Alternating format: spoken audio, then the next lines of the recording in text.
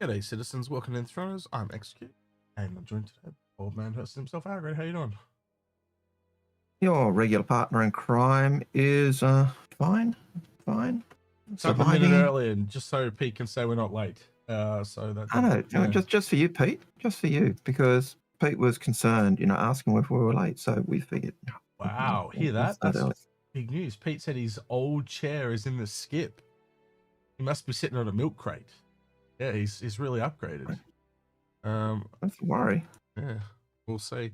Don't worry about your chairs in the skip, mate. He's been talking about getting a new chair for like 5 years. I don't understand. Like, apparently in the UK, you can't just walk down to a store and buy a chair. Apparently, you've got to build it or 3D print it or something. I got no idea. Yeah. So obviously it fell apart. The rats got to it, and finally it fell apart. So anyway, we've got a little bit to go over today. So first thing, they got them out early today. I'm gonna have to turn the I had to turn the cameras back on. Oh no, it's in game mode. The cameras are off. I just remembered I turned them off yesterday because I was doing some stuff. So this said fill, fly, and float. And I think the important word at the end is float. Now, and the reason I think that, right? So I'm just going to throw some things out there, right? There's a lot of dots here, right? So I'm going to throw out the dots that we have, and chat can go through it with us. You can look at it and tell me what you think, right? Now, I'm going to start with the thing I noticed yesterday. And what I noticed yesterday was that they included a dock on the back of the Raelian. Now, that wasn't in the concept. No other alien ship has a dock. And then I started thinking about the snub, right? And that, well, why would you put a dock on it? Well, because then the snub can connect to it. Right? Yeah, so that makes sense. Yep. That was my first dot, right? And then I started thinking about the profession of this Raelian variant, right? And I very quickly went, how the hell do you do mining in atmosphere with that verticality? You kind of can't. Like, it doesn't have the VTOL set up. The other thing I noticed was in the video, if you remember, like, it's really obvious if I go to the Raelian citizen, and it's probably just, I'm hoping it's on this page.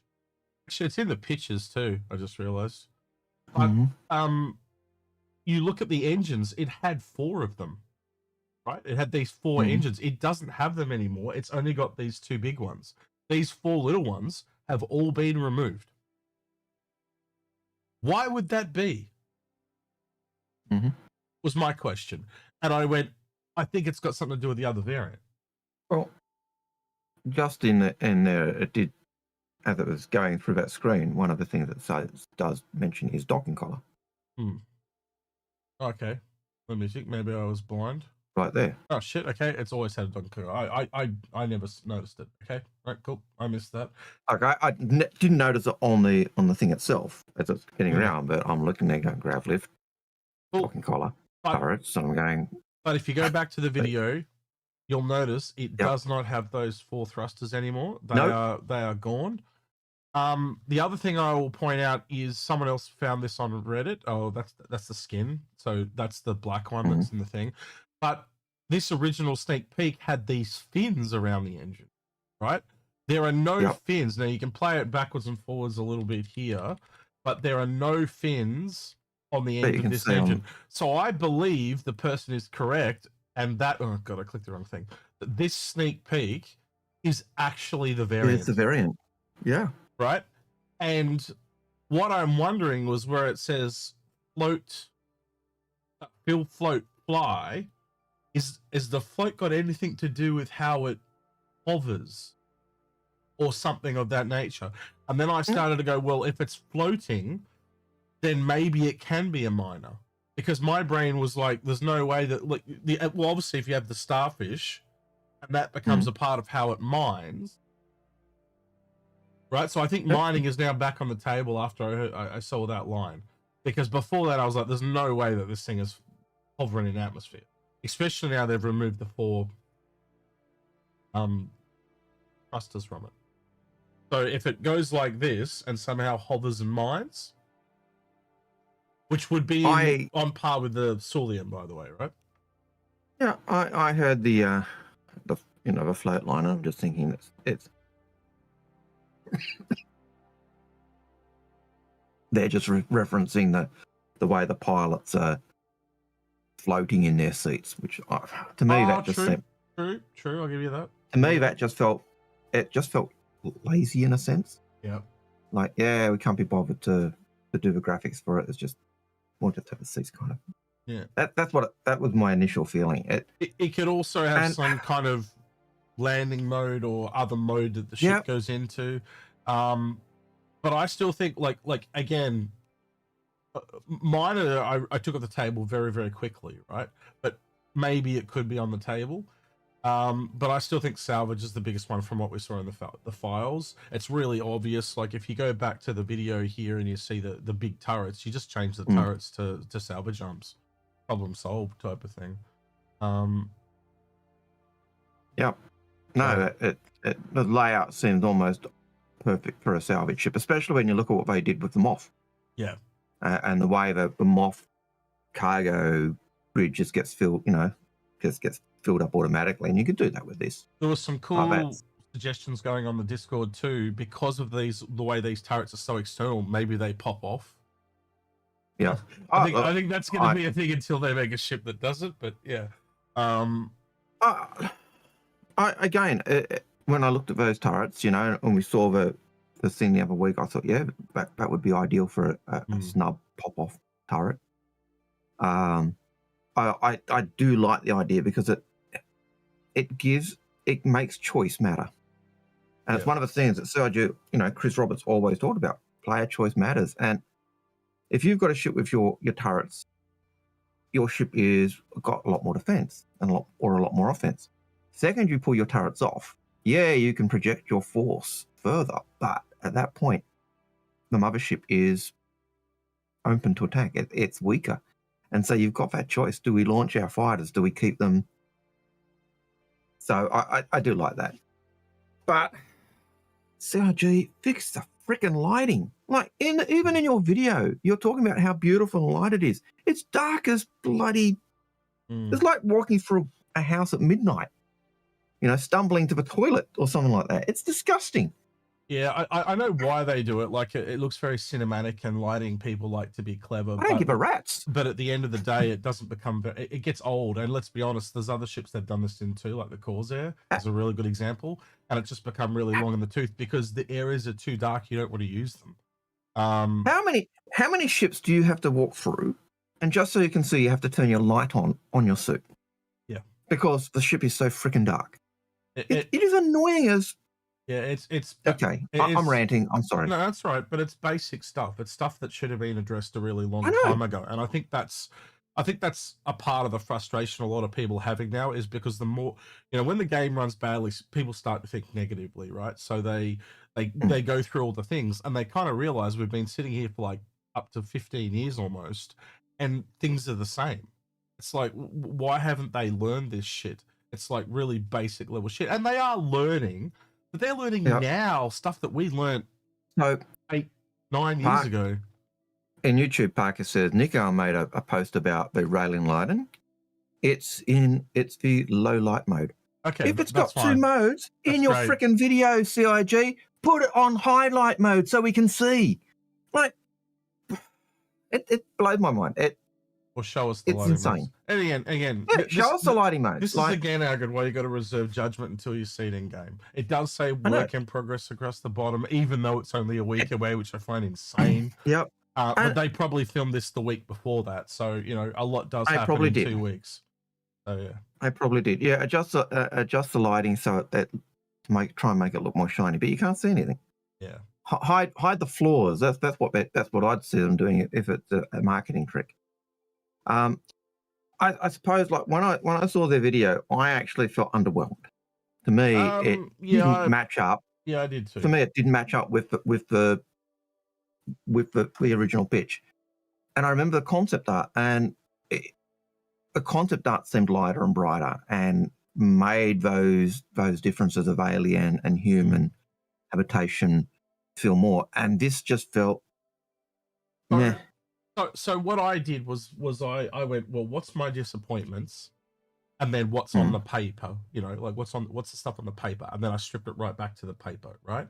So my disappointment comes from the fact that they had a chance to make an alien ship that kind of felt alien with an alien cargo variant, and they kind of removed all the pods and they made it just a standard cargo loader. It's like there with a raft, basically. It's like halfway between a raft and a standard cargo ship. And I went, strip it right back. What does this have to do to compete? And I think my benchmark going into reviewing this is going to be, how does it compete with the C2? It's very close to the C2 in cargo. We're talking 60 difference. I'm expecting a similar price range with the alien tax, right? So basically, you kind of work that all through, and if it can beat the C2, then I think you're on a winner. But work that back, what a bitch it's going to be when you've got to put, you know, 2 SCU and 4 SCU boxes on the back of this thing. Those tractor beams are going to be doing overtime. And you're gonna be glad that you got 2 of them. Yeah, exactly. One on each side, you know? Exactly. The other thing I thought was really funny in the video, the guy was talking about, it's not really the best placement when it's in space and you're not in landing mode. My thought was like, why don't you just go into landing mode in space? That was the first thing I thought of. I was like, go into landing mode so the things are in a better position. Like, well, anyway. If you're having difficulty using your tractor beams when you're in flight mode, then go into landing mode and get a better view of your cargo grid. Yeah. But I do like the turrets. I do like the look of the turrets. They do have that feel of the hammerhead turret, you know, out from the side. And I still think, you know, this is probably the second ship where I think it's crying out for that snub ship. Yeah. Where are you price wise? The hammerhead and that. What was the original price? 220. 220. I'm going to double it. 440. I'm actually going a little bit back, and just a little bit, and I reckon it's like 375, 400. Right? What's the and that'll stop people upgrading to the Hercules, because the Hercules is 400. Right? Where if this goes above, people, if it really is better at doing cargo, like faster, people would upgrade from the C2 just to have something different. Right? So my brain goes the same or less. Yeah. So and that makes sense. Like my initial thought is 440. You know, for 400, 440, because it's just doubling the cargo. Yeah. But like you said, if it's better than a Herc, and we know in the past they bring out one, they bring out the worst first and the best of the thing come later. And if it's the same size, cargo, etc. as a Herc, the Herc does have that vehicle transport. This doesn't. So that's kind of a thing there. But if it is considered better than a Herc, less than a Herc, just so you can't go from a Herc to a Raven. So I can see that, We'll have to wait and see. Sorry, just talking with Paul, trying to organise stuff in the background. Yep. Yes, Robert, that's exactly right. Got to see the business where I can. Vehicles. Right. Yeah, so yes, that is a difference, but like, as I said when we first reviewed the Herc, I said that's just not going to be a thing, because there'll be other ships that do it too, and it's like, well, you look at the Ironclad, 6 times as many vehicles, and it's only a couple, less than $100 more.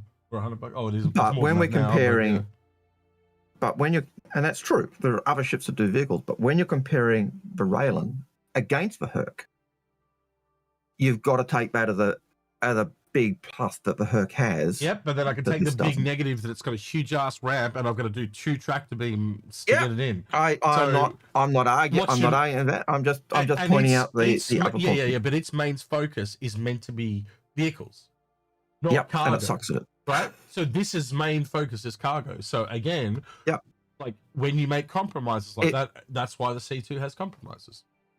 Yeah, why it doesn't have a tractor beam on it, because it's not meant to do cargo. It's meant to be doing vehicles.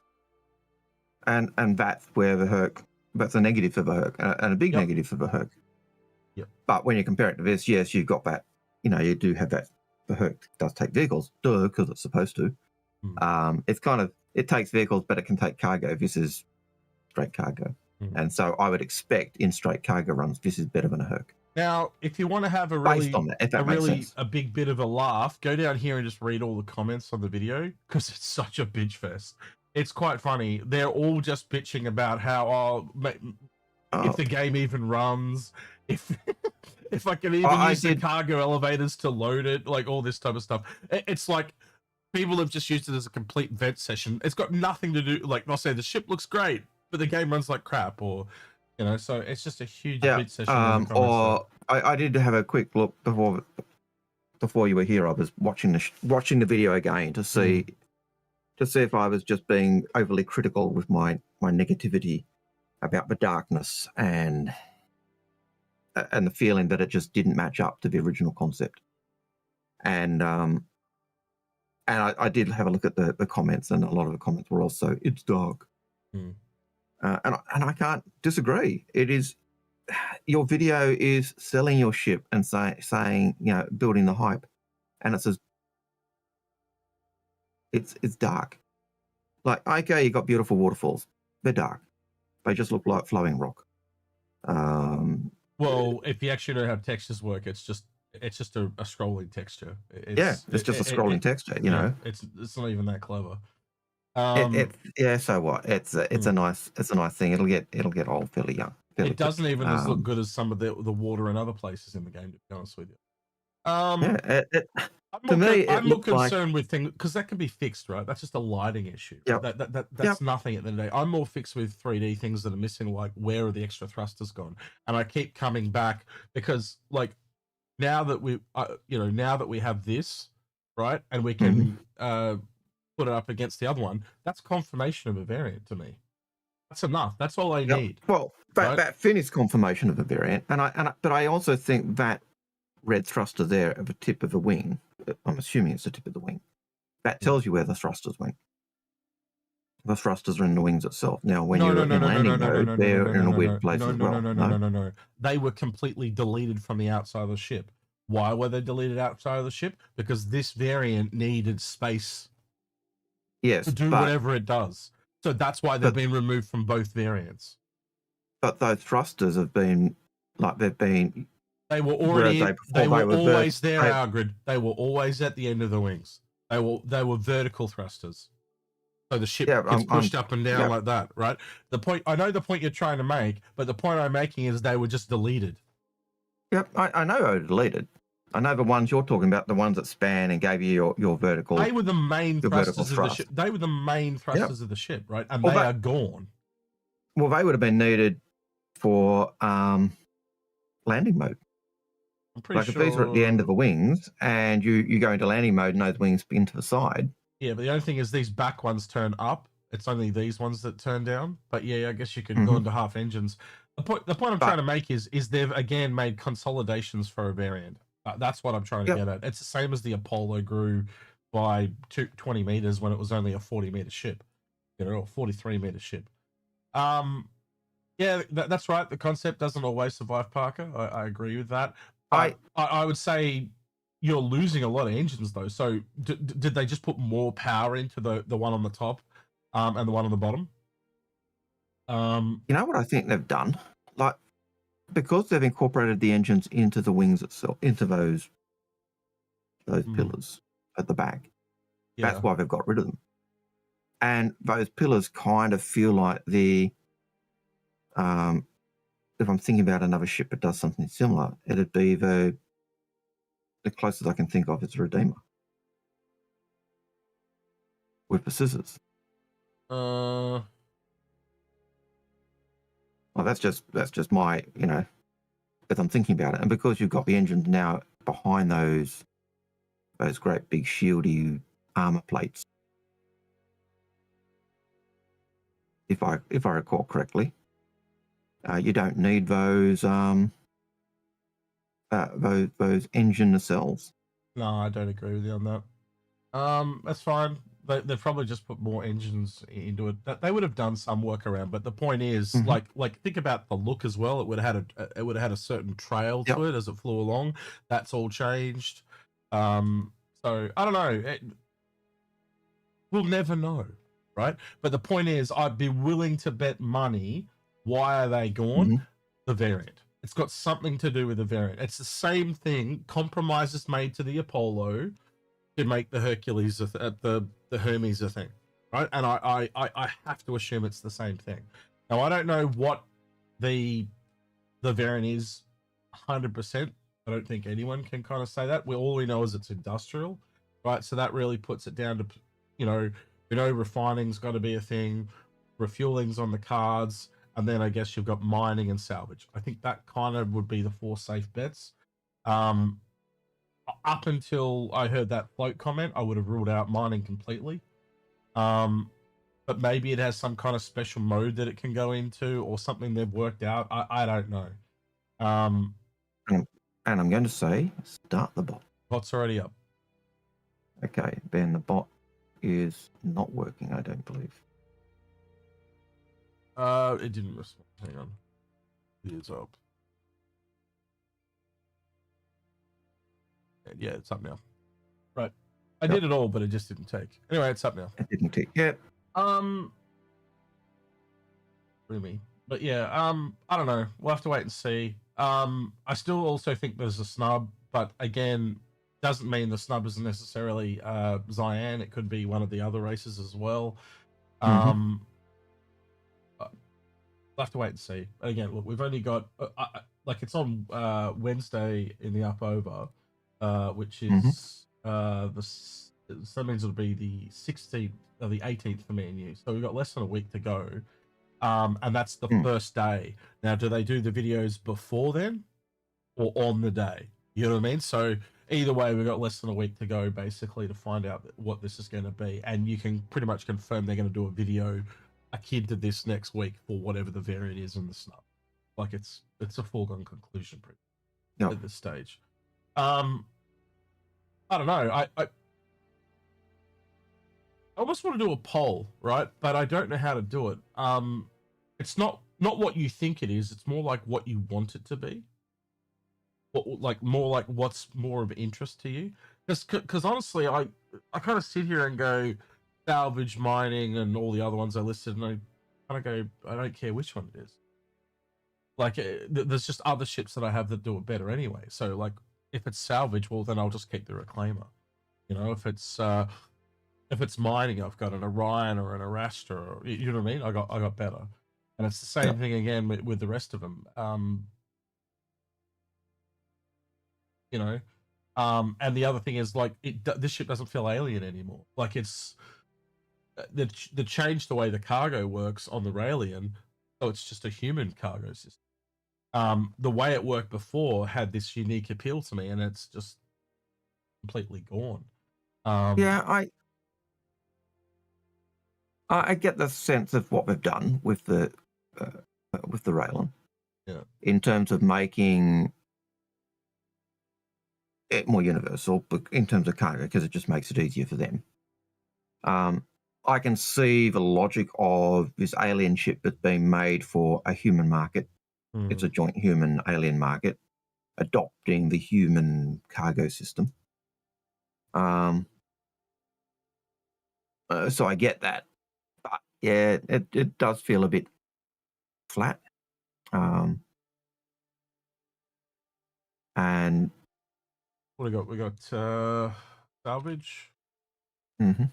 Mining. Salvage, refuel, mining. Refuel and refine. I think I'll just allow sections of multiple. No, yeah.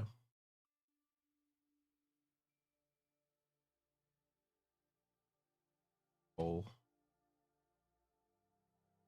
Yeah. Copy. And I'll put that in. Because I just realized if I do it like this instead of doing the normal polling, it all appears on the screen. I'm just gonna go the first option. So, actually, I don't have to vote. I could just see the results. There we go. So, let's see what people say. I'm just curious. Wow, refuel. Interesting.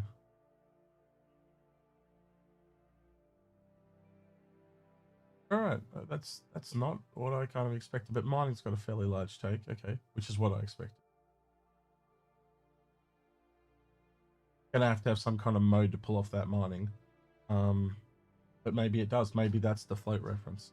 I don't know. I don't even know if that is like. That's the other thing. Is this even? Is this even the whatever the industry ship is it, or is it the snub or whatever? But that kind of looks like a cargo griddy thing to me. It looks very similar to the cargo grid on the Raelian, yeah. Mm-hmm. Yeah. Yeah, that's interesting. That is not the what I expected. No, I'll be honest. I was expecting more of a salvage response. No, I was expecting the mining. To be honest, I've had a lot of people that are really insistent on being a miner. But the fact that the refuel and refining is way up there, not what I expected. That surprised me. Yeah, we'll have to wait and see. Yeah. Again, as I said, up until today, I would have the word float is what really brought me back to mining. But if that word not been there, I would have been like, nah, there's no way they're going to pull this off.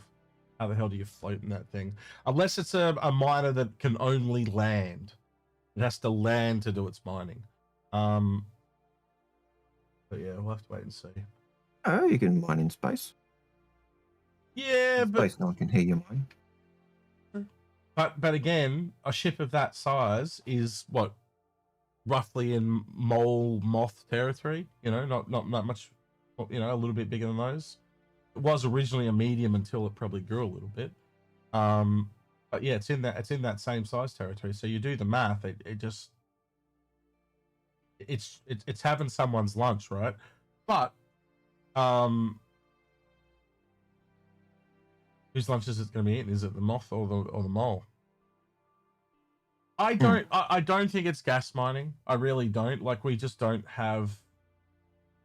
Well, unless they've been working on the tech, it could be a surprise. Yeah, no, I won't rule it out, but it's very unlikely, I'd say, at this point. I think the safe bet, like if you look at what they did, the cargo on the Raelian was safe. They're doing a lot of safe shit. They're not going to go out and do something too flamboyant.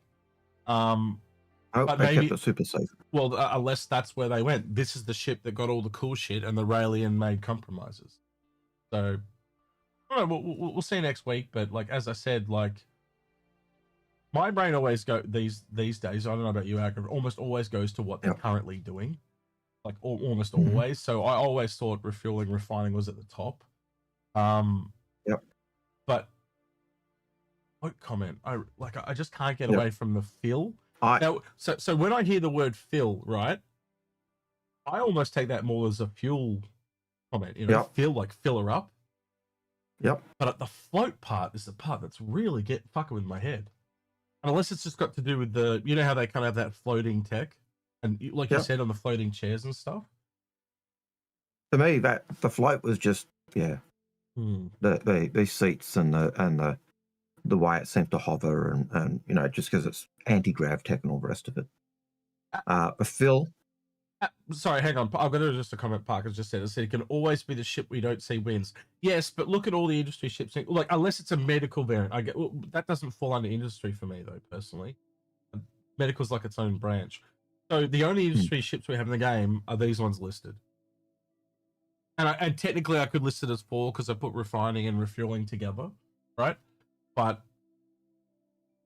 they're not that different. Oh, we'll see. Right. I guess you could split the vote there. If they've changed the position of the docking collar so it is at the back, that to me lends credence to a refueler. Because that's where the docking, you know, when you look at the refueling, it's a docking collar. Well, again, there isn't sorry. that snub being out of dock is still an advantage because that allows you to transfer people properly between ships. We haven't been able to do that until this point. Nope. And if you can dock and warp with the ship attached, big bonus. Big bonus. So, Ninja, I don't see the limitation of VTOL being an issue between mining and salvage. The thing that I go back to is when we've seen the leaks, the mount that was for the tractor beam, the salvage beam, yeah. And it's that type of thing that that really swings that. Now, if that was just a standard way tractor beams were referred to, tractor / salvage in the files, that would be fine. But from my understanding, that's not. Unless it's a completely new gameplay that we know that are on the verge. So bounty hunter sitting there, scanning sitting there, repair won't be until after base building because it's basically the same thing. You work it through. These are the safest bets, right? And again, look at how the compromises they've made to the railing. They've made it be safe. It's extremly safe playing. I don't know. Refueling is up there, bro. Refueling and refining. That's an insult. It's up there, right? But I have not heard a good argument for any of them. These 3 or 4, right? And until I did notice. I've just heard one. Crafting. Mm-hmm. A whole ship for crafting for 4 people. Alien, how do you get the parts out? How do you get the things in? Wouldn't be the best ship for it with the elevator and that in it. Won't rule it out though. I can't rule that out. Cargo's technically again, they held ships back though that had crafting because crafting wasn't working. Yep. So my inclination goes to no, just because of the other ships they held back. Was it the MCF or whatever the fuck it was called, the grey cat that was meant to do crafting? Crafting vehicle, yep. Yep. So they've been held back because shit ain't working. So I have to assume it's the same thing. Yep. Yeah. I rule crafting out just because says. Yeah.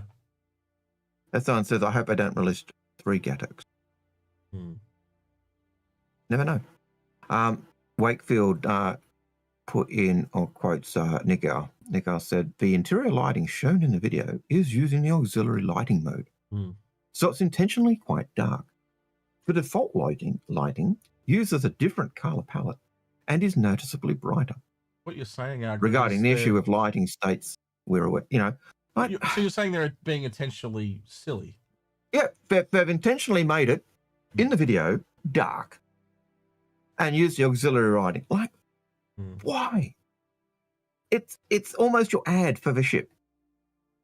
You're selling the ship and you've made it dark, so you can't. So people cannot see the beautiful things you keep referring to because it's dark.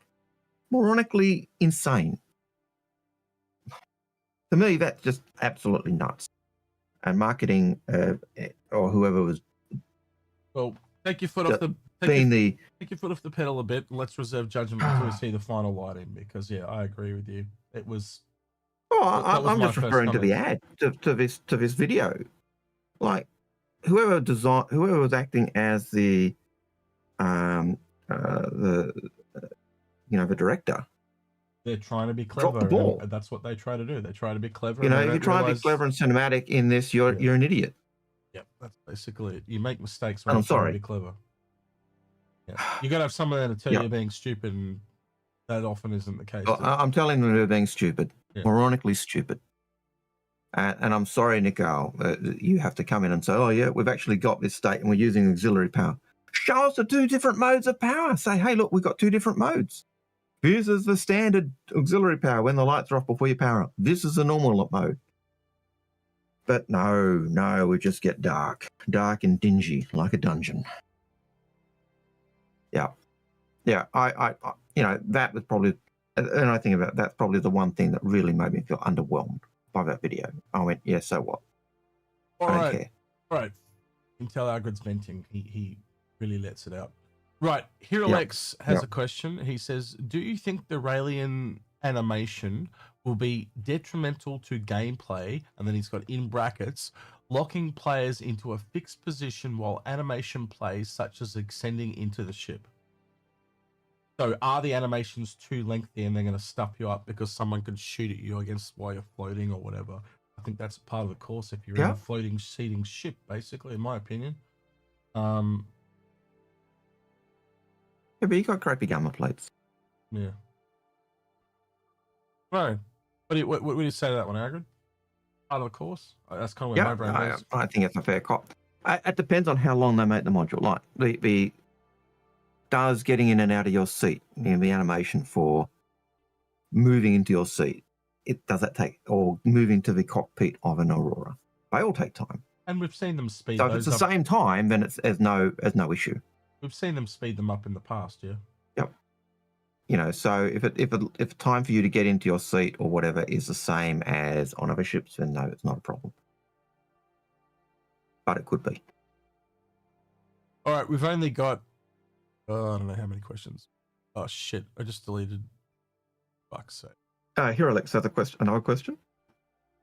Yeah, all right. Have you heard whether or not the Raelian can have animation cancel? No, we haven't.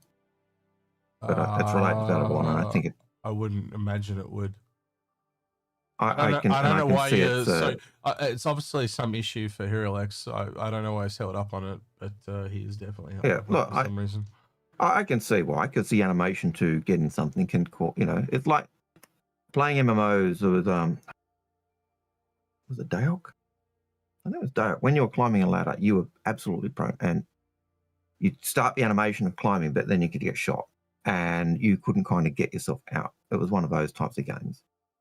And you just had to hope while you're climbing the ladder, you're stuck in that animation that you weren't attacked. So I get that feel, but I think the animations are going to, you get locked into that while it's doing it, but it's no different from when, you go to a starfarer and you go into your seat and you get locked into that animation as you're going in, or when you're entering a cockpit or.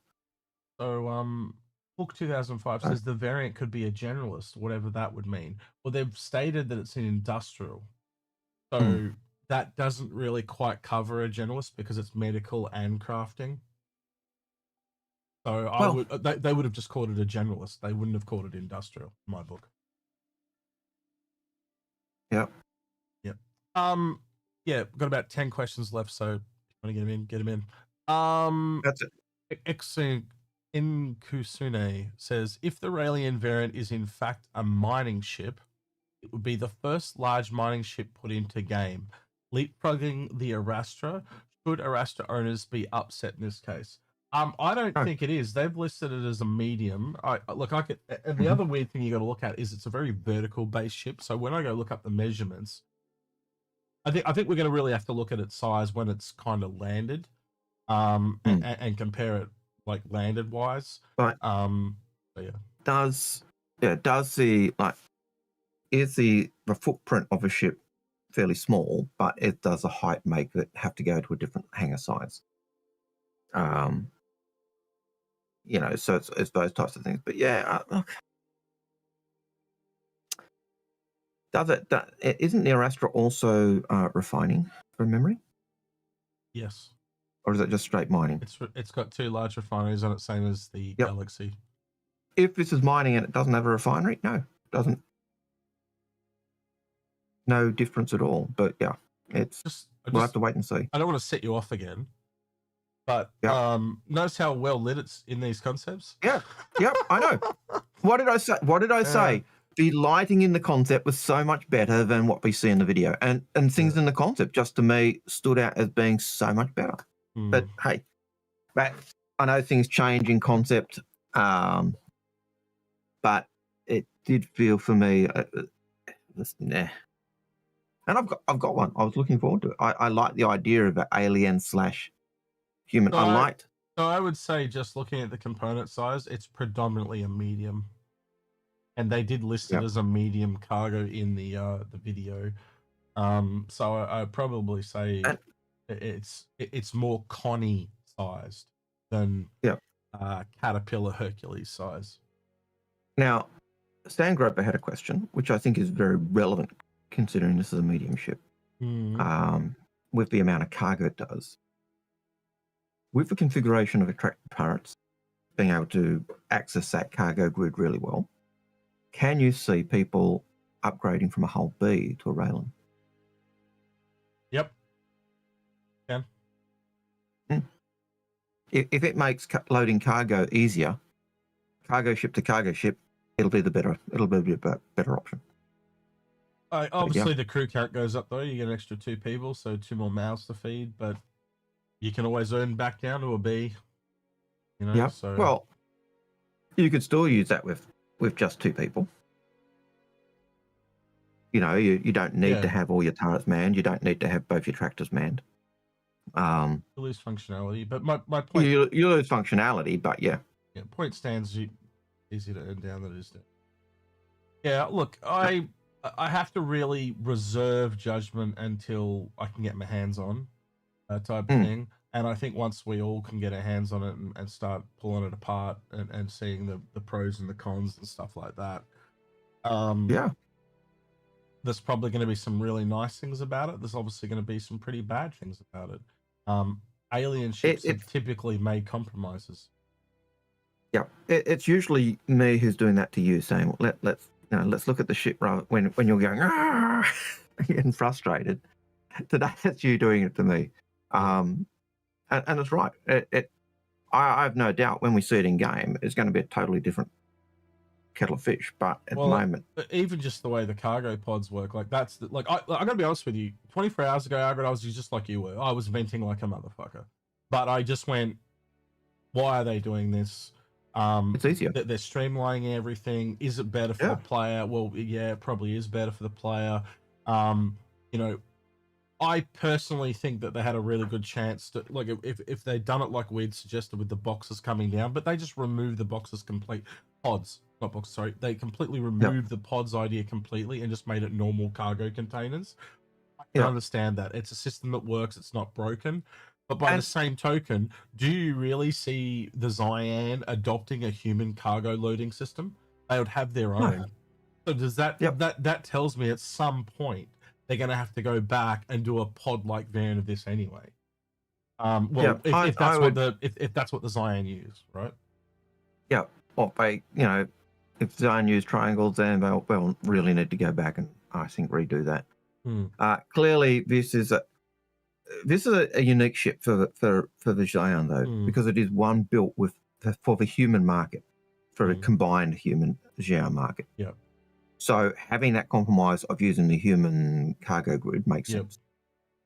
But if it was a uniquely Cyan ship, just for Cyan, then I expect totally different. But there's some good points going on about the Raylan versus the whole B you talked about. So it's got more guns.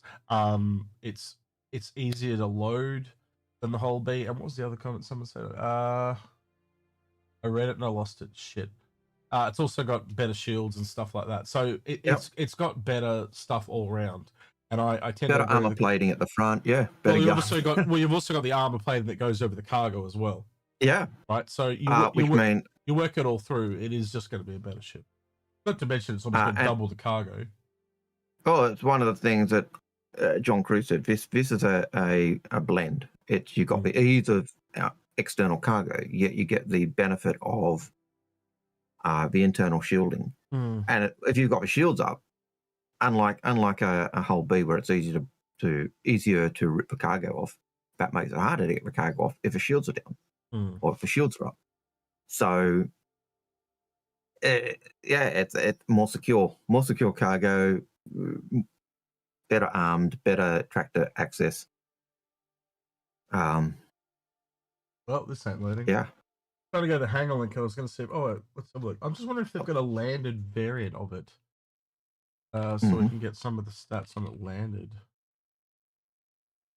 Official only. Nope, they've only got a rated. I see it's very misleading because obviously it's side on. It looks so much cooler than the current figure. It just does. It looks way cooler. I guess it doesn't really change too much in length when it goes down. No. Like if I go back to here. No, it's the height that changes. It gets a little longer, like a little longer, because they essentially slide forward. So I wouldn't say it's probably 60 meters at most type of thing. But yeah. I don't know. Wait and see.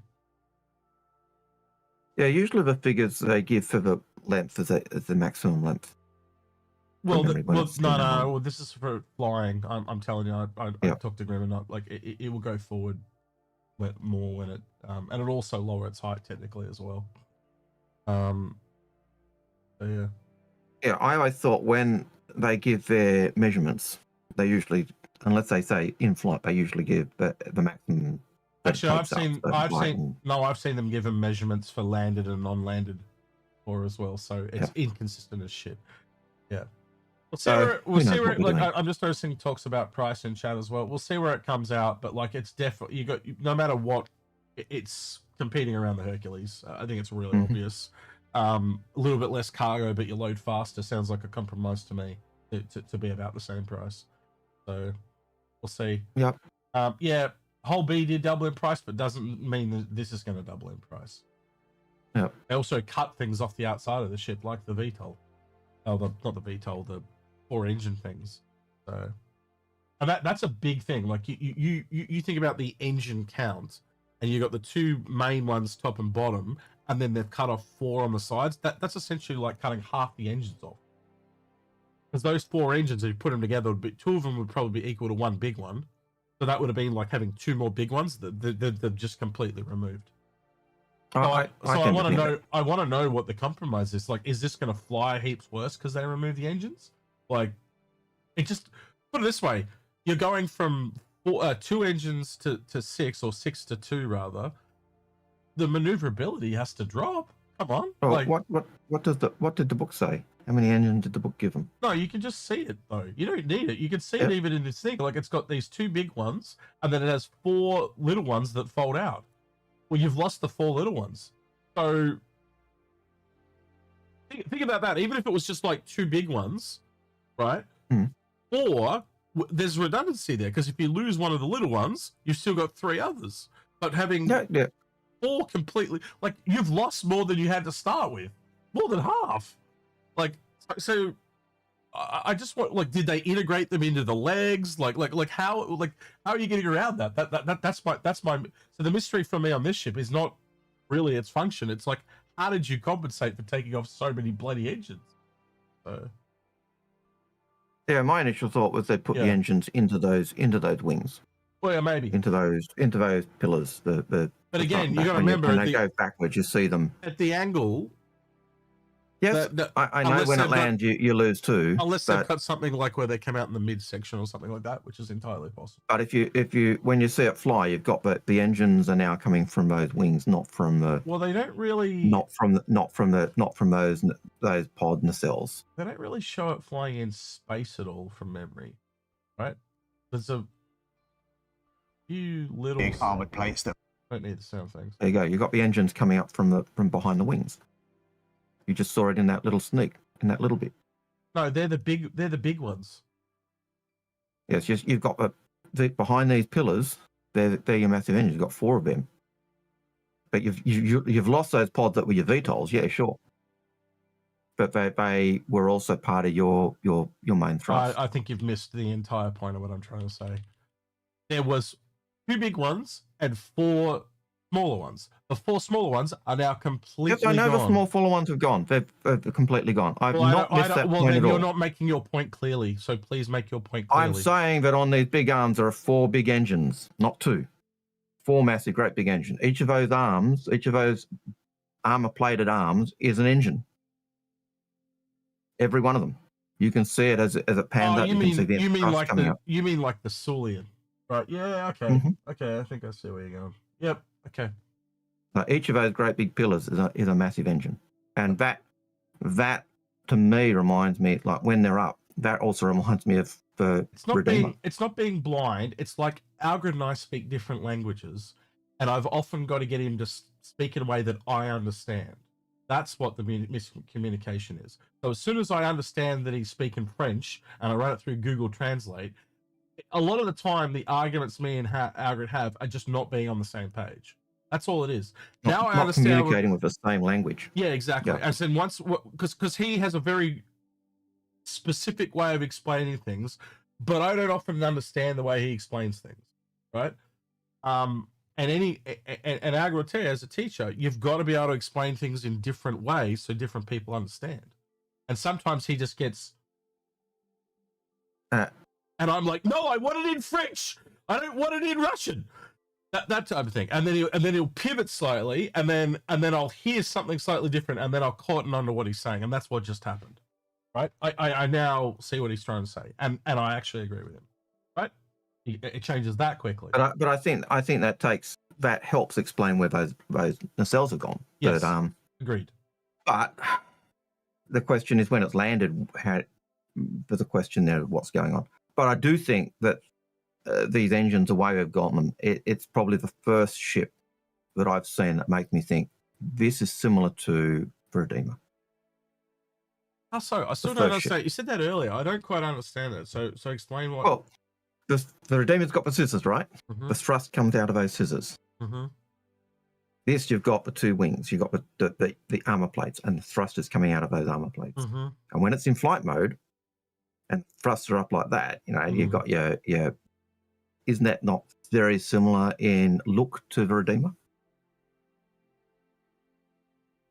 The only thing that, well, if you think about where they had it in concept, right? One of the one of the engines kind of was able to be VTOL'd. The other one went up the other side. So it's basically exactly the same, because when this bottom one folds up, obviously you can't use this for thrust anymore. Nope. And you don't need as much thrust when you're in a landed position to go forward. So you've got two still to go forward. So that's fine. The thing with the landing mode makes me wonder about the VTOL. But as I'm looking at those wings, as I'm looking at the way those engines are working and the position of those engines, to me it resembles the Redeemer. And I can see some of the chat going, yep, that's a good point. They can see it, but huge stretch. But yes, I can see it. Right, and I said it's the first ship I've seen where I can say, okay, yes, I can see a similar style to Redeemer. I'm not saying it is. I'm just saying it's the first ship I can see that. It does seem to be like the thing with those nacelles, those that are missing. They seem to rotate to give you your vertical thrust. I can't see vertical thrust. I think the more important thing is like what's being said in chat is it's lost VTOL, because if you go back to this, I'm gonna have to go off this page. Where the hell it was up here. So when you every see one of those thrusts, well, this one goes up, this one goes down. So that front one being centrally kind of located could kind of also be used as a VTOL, but it's essentially been lost because it's now integrated into the back of this. So that stays where it is, and then when this folds up, that goes completely flat. It literally would need to be upside down to be VTOL. So yes, you've lost a potential VTOL thruster. And that's where that's my question with this ship. How does it do VTOL? Where's your vertical thrust? Again, I think it comes back to it doesn't, and that's why I was so concerned about mining. The only way I can think of it working is that it does a Saulian approach, because again, what we've just noticed is that they've essentially got rid of those 4 engines and made it the Saulian engine, right? So if the Saulian didn't exist, we may not have got this Saulian-like thing, right? So now you add that in, can it, how the Saulian can land backwards, and this thing essentially starfish and hover to mine? Yep. That's where because again, I know where your mind went. You put this backwards, the turrets still go backwards. Right? That's one of the advantages. That's why they're top and bottom, because the turret's going to aim backwards. So if the turret's going to aim backwards to mine, you add it through. It works. It really does. There's nothing there to stop it. Again, if you're salvaging backwards, can you track the beam and drop things onto the back of the ship, onto the cargo grid? And the other thing is the float idea.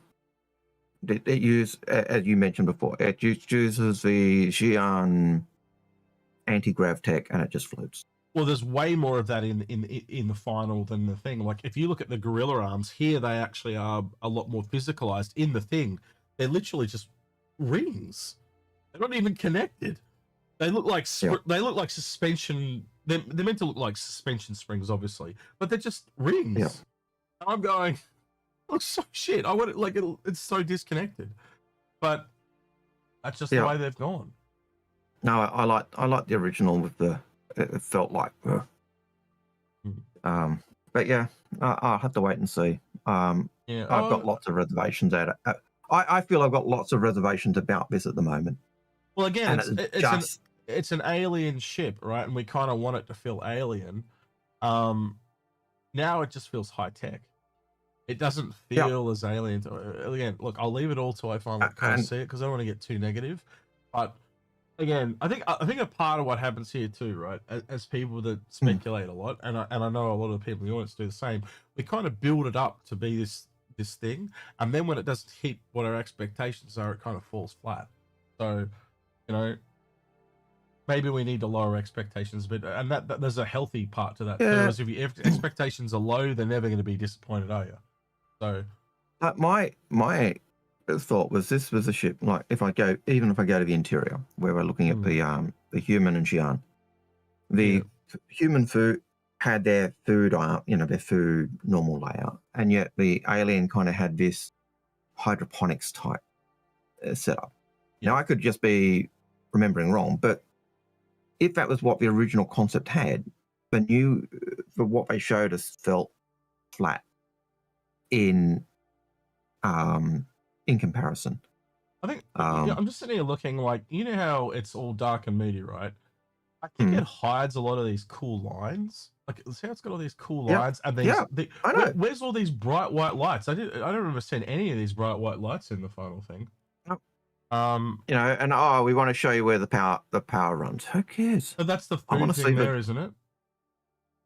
These pod things they showed off in the videos, so they must be the Zion Nutrition Amoria. I don't know what the fuck that means, but food. They did show those pods in the video. They did show the pods. It just didn't feel as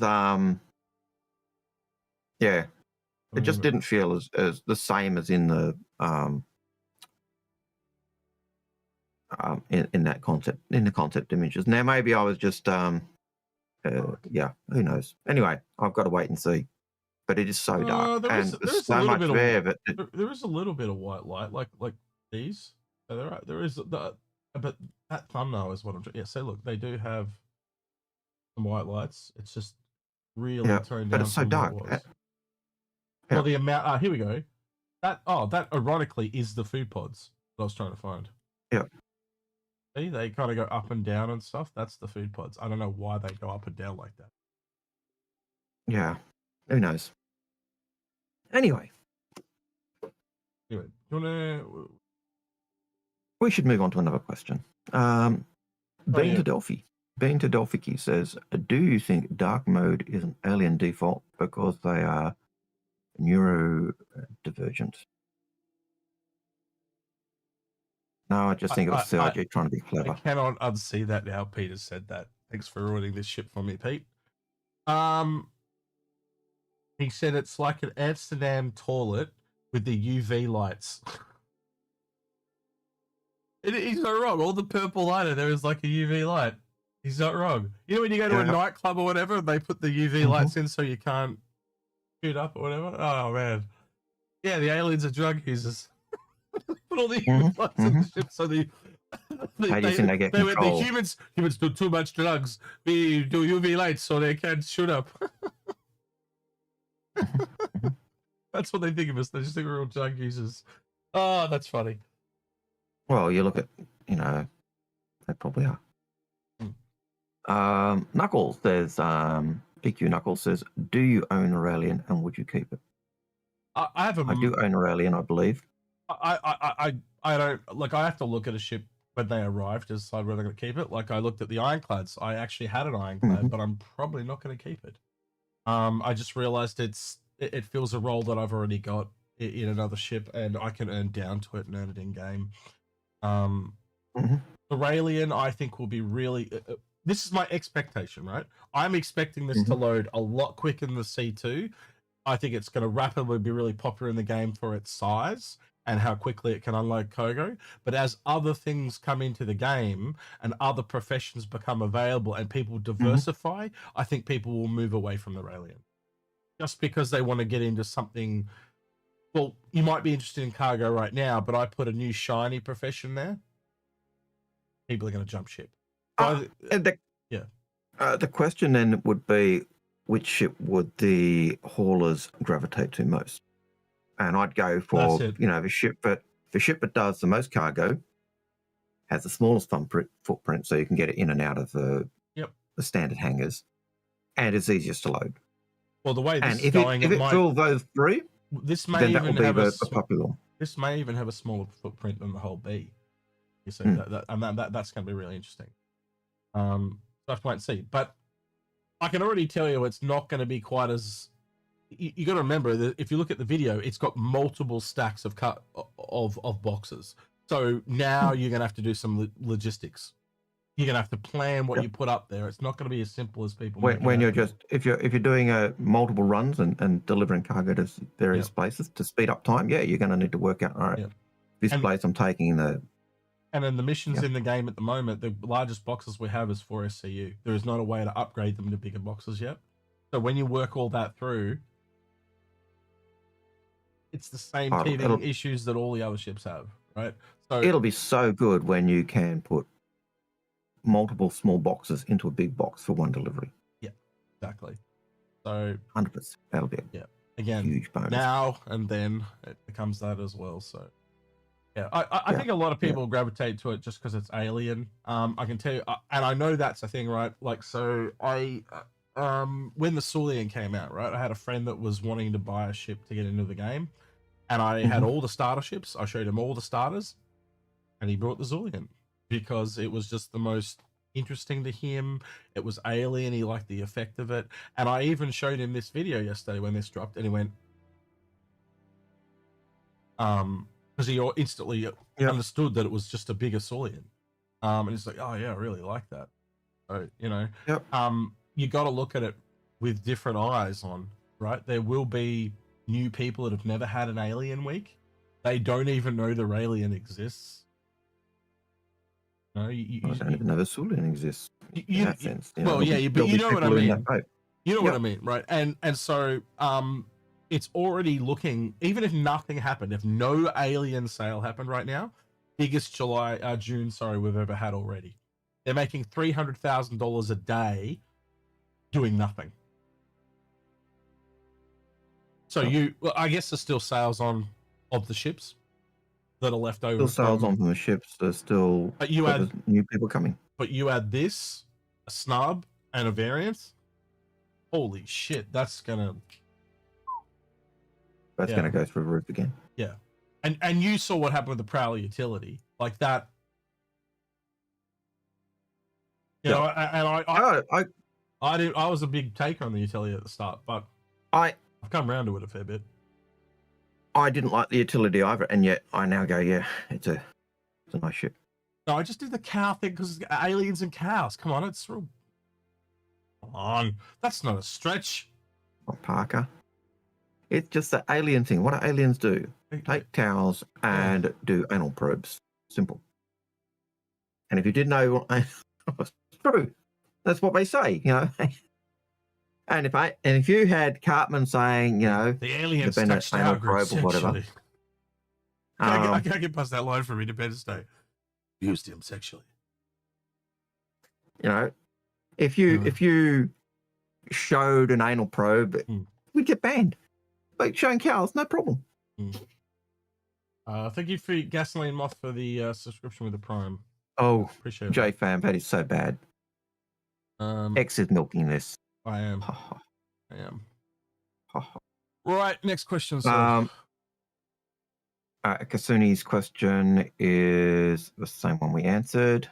He's just spit them out. Right. That's an insult. It says, can we get a poll on the industry people, what industry people would like the alien variant to be, and I think we did that. I think we. Mining and salvage need to operate in Atmo. I think the alien variant will be a refueler, since the missions are the new hotness. Yep, That's that makes sense as well. that's kind of where, I don't know if the average or the same, but that's kind of where my brain always goes. Like whatever the new hotness is seems to be where the ships go. Yep. No, I could see that. And as I said, if the docking collar at the back could be a fueling docking collar, could also be just for a snub. But yeah, I could see a variant. Sorry, being a fueler. refueler. You want to explain the fueling docking collar? I don't understand what you mean by that. So just somewhere the Well, ship the docks fuel- so you the- can the also mount- refuel it. The mount where when you're refueling a ship, the nozzle is a docking collar. You actually dock to the ship. Oh, okay. But then how does the arm attach? Because the arm would be different on every single ship that docks. We'll work that through and it doesn't add up. Yep. From a gameplay. The docking that arm, that docking nozzle is a docking collar. Yeah, but how do you put your nozzle into the other ship? You see what I mean? So you dock, right? And then if the nozzle's on top, the arm goes to the top. If it's up, you see what I mean? Like it just doesn't, math it out in your head. It doesn't work. Logistically, what you're saying doesn't make sense. I don't know. Can't answer that question at the moment. I'm just saying the idea that a docking collar was at the back of the ship. You could jerry can it through. You could just take through a whole bunch of cans and take. No, if you've got a dock, if the docking collar is at the back, because the nozzle is a docking collar, right? You literally dock to the ship. Yeah, you request docking, you dock to the ship. But then it makes every nozzle in the game that they've added superfluous. Every nozzle in the game is a docking collar. I'm saying if the docking collar is a refueling docking collar, then yeah, it makes sense. If it's got a docking collar that, it's not a standard docking collar, it could be. Yeah, I know where you're going, but it doesn't, the realism part doesn't line up, right? But yeah, I get what you're trying to say. It would be kind of cool if it worked that way, but I don't think it will, unfortunately. But we'll see. Like the Starfarer, like the Starlight, they're docking collars. You dock. You've been clipped, by the way, because of the probe. They clipped you on Twitch. Yeah, you're going to be famous now. Yeah. Yep. Gonna be right up there with Another a terrorist. meme. Yeah, I'm a terrorist. Another meme. Yeah. I think I've been memed 50 billion times now. Yep. The number of... All right. Yeah. PQ Knuckles says, do you expect something similar coming from the Tavaran? Does he mean that as a cargo ship? Tavaran cargo ship. I guess that's the Prowler Utility at the moment. The Prowler Utility is a small cargo ship. Yeah. Would the Tavaran have had bigger ships? Probably. The easiest way to answer this is John Crew reconfirmed it in the video yesterday. When they make an alien race, they are going to have all their sets of ships that they use in their daily life. Yep. So look at how many human ships there are. Yep. And the only race I think that would go against that, Algared, and I think you'd agree with me, is the Banu.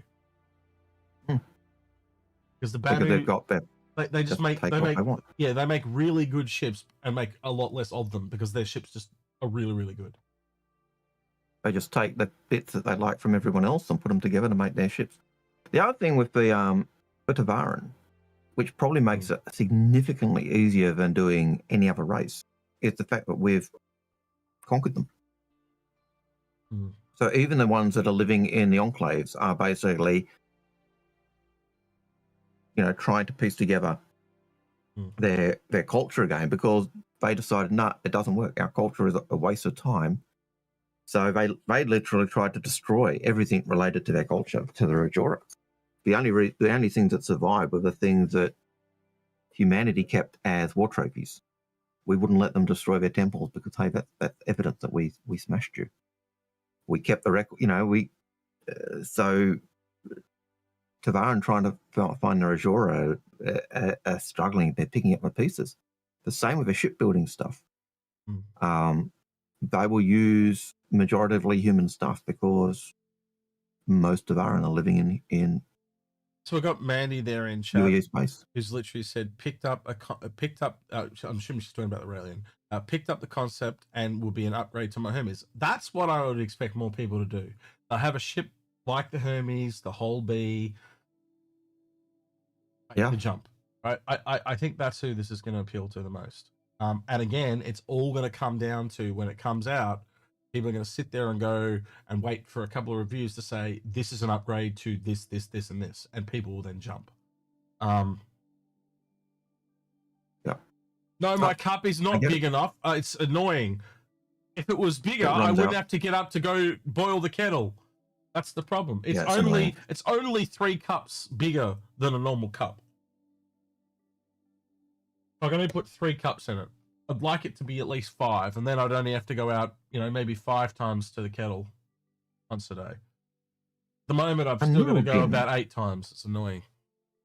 And Nuruddin says, since the Arrestor is coming, and we already have them off, isn't it more likely for the variant to be a refueling ship? We don't really have a medium refueler, so yes, that makes a lot of sense. I think the refueling, refining is the safe bet. Me mining, I look at that and there's a ship at every size, so it's a double up. I look at salvage. We don't. It kinda would make it the large, so it'd have to be above the Moth, but below the Reclaimer. Yeah, I'm wrong. That's the only other. There's no other spot there, right? Am I wrong in that? No, I think you're right. So when, same with all of them. Right? Yeah, so that's the only other one I can think of. Like, again, I look at it from a grid perspective rather than what I want it to be, right? And salvage is, so essentially it goes refueling, refining, salvage, mining, as in what the game is telling me it needs. Yeah. But you can't rule anything out without more evidence. And again, that float thing really brought it in. But again, the fill does sound like fuel. The fill to me sounded like refueling. And the float, now Algared really, when I start to think more about the aliens and the floating panels and stuff, then maybe that's what it is. So maybe we are back into refining territory. And I don't know. Well, I guess we'll talk about it more. Look, we'll wait and find out. Question would be: Would you ditch a Raylan cargo ship for a Raylan refueler?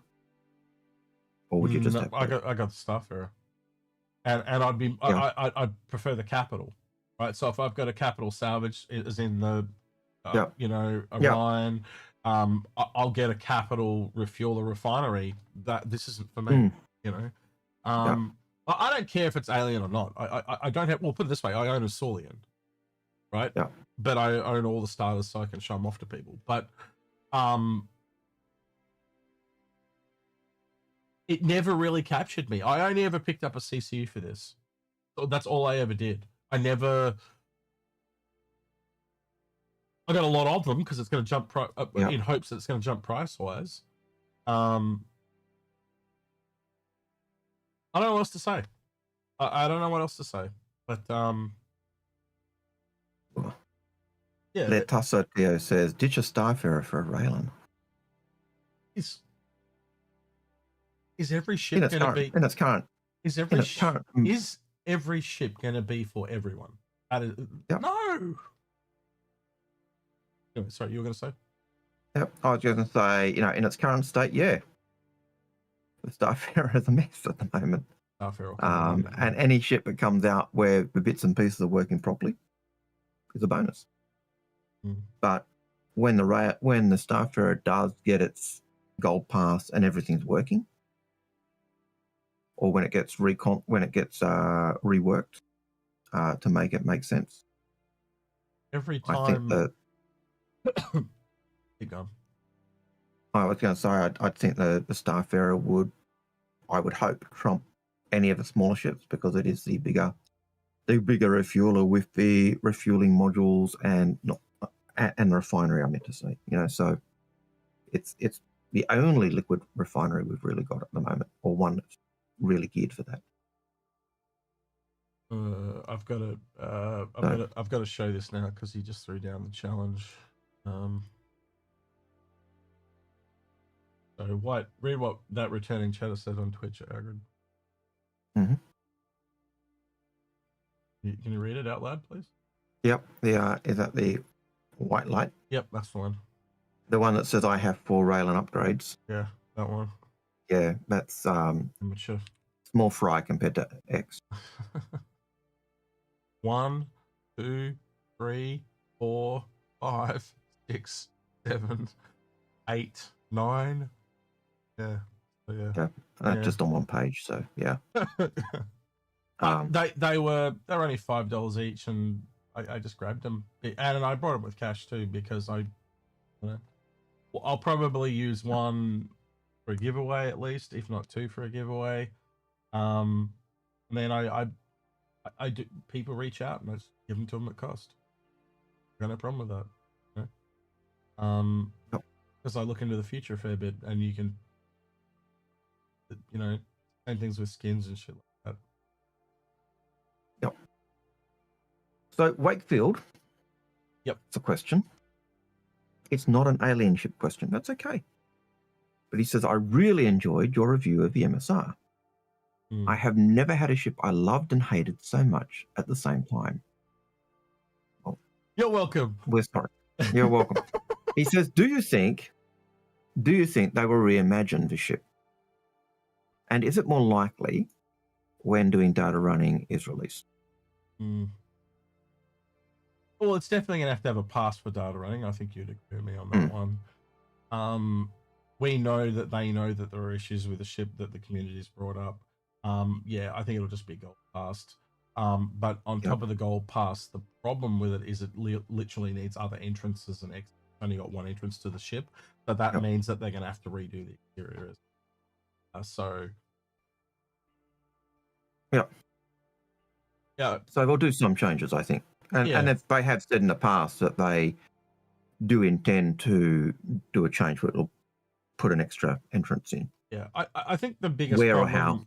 The biggest problem that you and I have with that ship is the gameplay is just not proven, and it doesn't even seem remotely interesting. And I'm not talking about the data running, I'm talking about the vents and all that shit. I think that is the most brain dead gameplay I can think of. You're essentially playing hide and seek with an AI, but you're never going to be able to do hide and seek with a human. No, because humans will just go down there. Yeah, so I don't know how they're going to even pull that off. Right, because you're a human, you go, oh, they're hiding in the vents. Well, I'll just send 16 people into the vents, and there's nowhere they can hide. So it's just like, it always seemed brain dead to me. So I would not be using that ship for the smuggling. I'd be using it for the data running. And if they had any foresight, they would just remove all the vents and they would make it a data runner. You got to remember that ship was a medium ship that grew to be bigger than the Connie. That's how much it grew. And essentially, we would not have the Spirit now if that ship hadn't grown. Just that simple.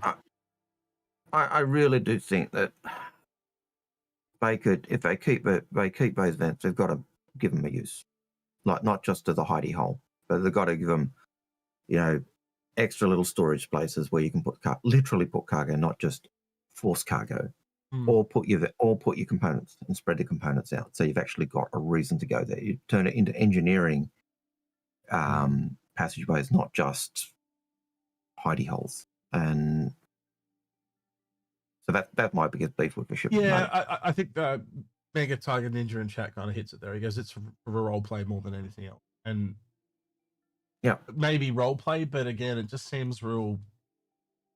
How often are you going to use that in functional gameplay? Like, it's going to get old pretty quick, and to build a whole ship around that. Yep.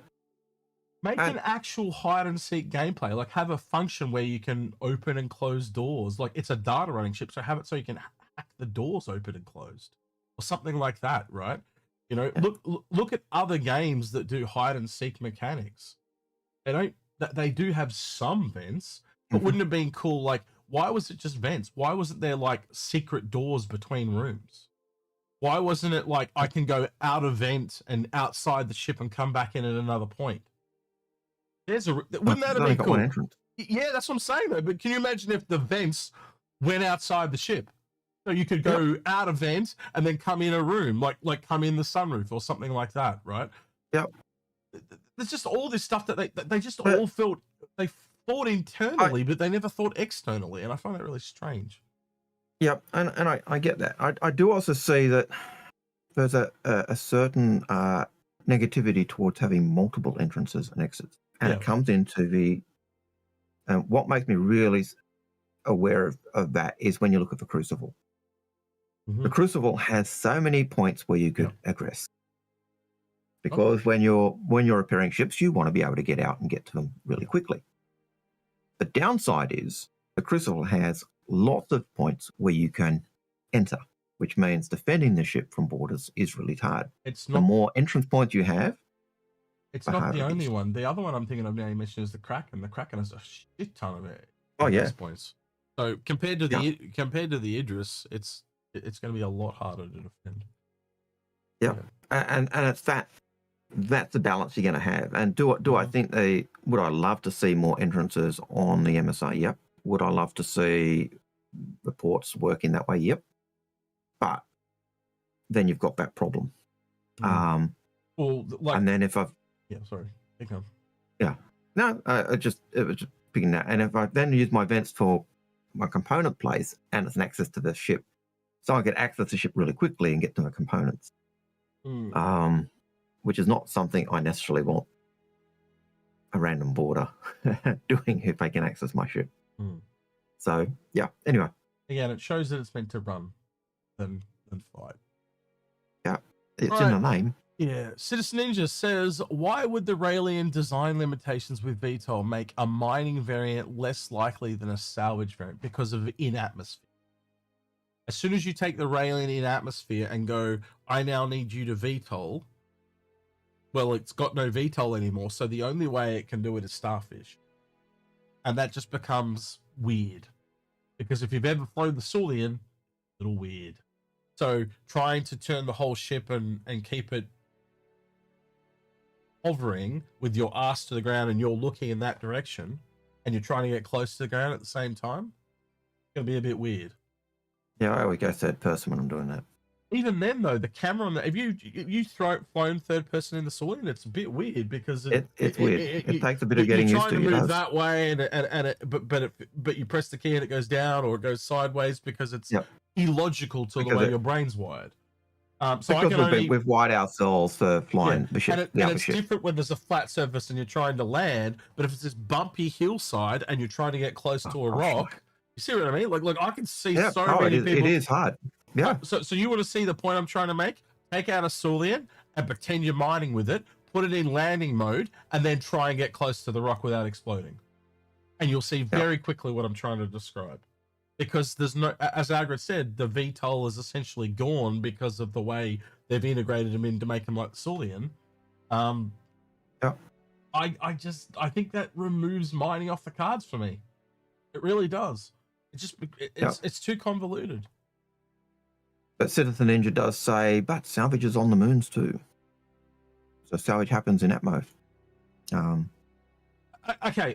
So I'll take Starduck's argument. Did I miss something in the video though? Is the VTOL just built into the bottom of the ship? Well, it could be, but even then, it's not the same as dedicated VTOL. So dedicated ships that have the dedicated massive rotating VTOLs, that shows you that they're designed to be in atmosphere. So if that's the case, then this is predominantly meant to mine in space, if it is what they're leaning toward, which also is then a retractionary because it makes other mining ships better than it. Yep. I don't know, I think out of the ones that we talked about today and we did the poll, right? And I think because I've heard so many people wanting it to be a mining ship. I was surprised it was not the top vote. But realistically, if you look at that, there is only one vote difference between the mining and the salvage. And just for shits and giggles, for the people that turned up late, there you go, chuck your vote in. Right? And let's see if it changes it at all. To me, the one that won, the refining and the refueling, is the one that I actually thought it was going to be the biggest contender. But I honestly think salvage is higher than mining in likelihood, and I think Algared agrees with me. I don't want to put words in his mouth. Yeah, look, I was surprised that salvage was third. Space Duck, if it actually functions differently, yes, but we don't have evidence of that, right? So a new function is not something that you can speculatory ascertain, right? You've got to go with what you know, and what we know, if you look at the other Sulian ships and all the other ships in the game, there's no ship that kind of does that. But yeah, by some weird thing, they could have added special VTOLs to the front of the. Can you imagine how weird that would look? Like big, massive VTOLs on those front two plates. But they could, couldn't they? They really could do that. Absolutely. But we don't have evidence for that. There's no other ship in the game that has that consolidation, that evidence. So you can only speculate within what you know. And that's why speculation is dangerous, because otherwise you go off to freaking La La Land and you go off the garden pathway too far. Yep. There is always, and Pete raising it as well, the idea of you don't need VTOLs because alien ships just use hopper mode. As I said, it might land. You just have to land to mine. Yep. Absolutely. I did say that. So I haven't, man, if I was completely against it, it wouldn't have been on the survey. I'm with it. I just think it's at the bottom of the list. And now more people have voted it's gone to the top of the list, right? But yeah. I personally think mining is lower down. I just it's the harder one to. The other two just work. You're gonna all work harder, not work smarter, not harder, right? So when you add that through, that means the mining is just harder on that ship to accommodate. And if you look at the at the moment, all three are used for the crafting gameplay. So that makes it a bit harder. Well, the mining and salvage are used for the but we definitely need more refining refuelers than we do the other two. We definitely need, right? But there is a spot. If you've got the Expanse and you've got the Starfarer, it's perfectly in between the two. Like it screams refueling, refining. Yeah, it is the area where you also know from the Starfarer as well. It can transport cargo, but it can also cancel liquid fuel pods. So all you do is put cylindrical sphere-like containers on the outside of it, and it's a fuel transporter. Yep. Whereas in the original stuff for the Starfarer, it could carry square pods or dry goods. Yep. Non-pressurized stuff. So, whether CIG could keep that is another thing. But yeah, that was what it was supposed to do.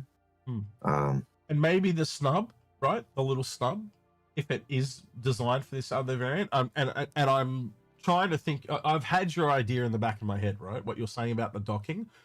I'm going to take it and I'm going to modify it for you, right? And I'm going to give you the hopium that you want. The snub has a refueling arm on it. So it docks at the back door and it holds on at the back door. It detaches, it flies over, and it's the ship that actually does the refueling. And then it comes back and docks again. And then it can just top itself up while it's parked at the dock at the back. That could do that. Would work, because then you've got one ship that automatically connects with another and the nozzle's not moving. Right? And that gives it a different take on how it refuels, because the snub detaches from the mother. You see what I mean? It's a bit different. Now, that's what I would give you. Peter Didlier says all the rail and fuel pods are triangles. They were. They're not anymore. I'm with you there, mate. It was a bit of a kick to the guts. If I went, it's a fuel vessel, and we've just got big triangles or hexagons or whatever it was, and yeah, I could see that. I don't think he's seen this video. But I don't think CIG will do that because they want to make it easier, not harder. So here you go. I'm just going to play a little bit of this video. It no longer is cubes, mate. Look, it's just little boxes that connect. He did say they're fuel pods, though. Yeah, I did say fuel pods. Yeah. So again, you would have fixed containers kind of like the start. Yep. Well, at the moment, the pods are, you can take them off, but like again, I think they're going to make it so you can't. I think they're just going to be, it's a fuel transporter or it's a cargo. You can't pick both. And and the consolidation to that is why you'd probably get a snub with it, which to me would make the new variant more expensive than the Raelian because of the snub. If they put a snub in, yeah. Yeah. Well, we know. Well, they've said there's a snub coming. They've said there's an industry ship coming, and they've said we obviously know the Raelian's coming. So it really does sound like 3 ships to me. It does. Now, and it turns out there was when they said that there was a ship in Space Odyssey, apparently there's a little spherical one that has like these little arms in a scene, and someone told me about it during the week. So it does sound a lot like what you and I talked about. That what was the alien race from Enterprise?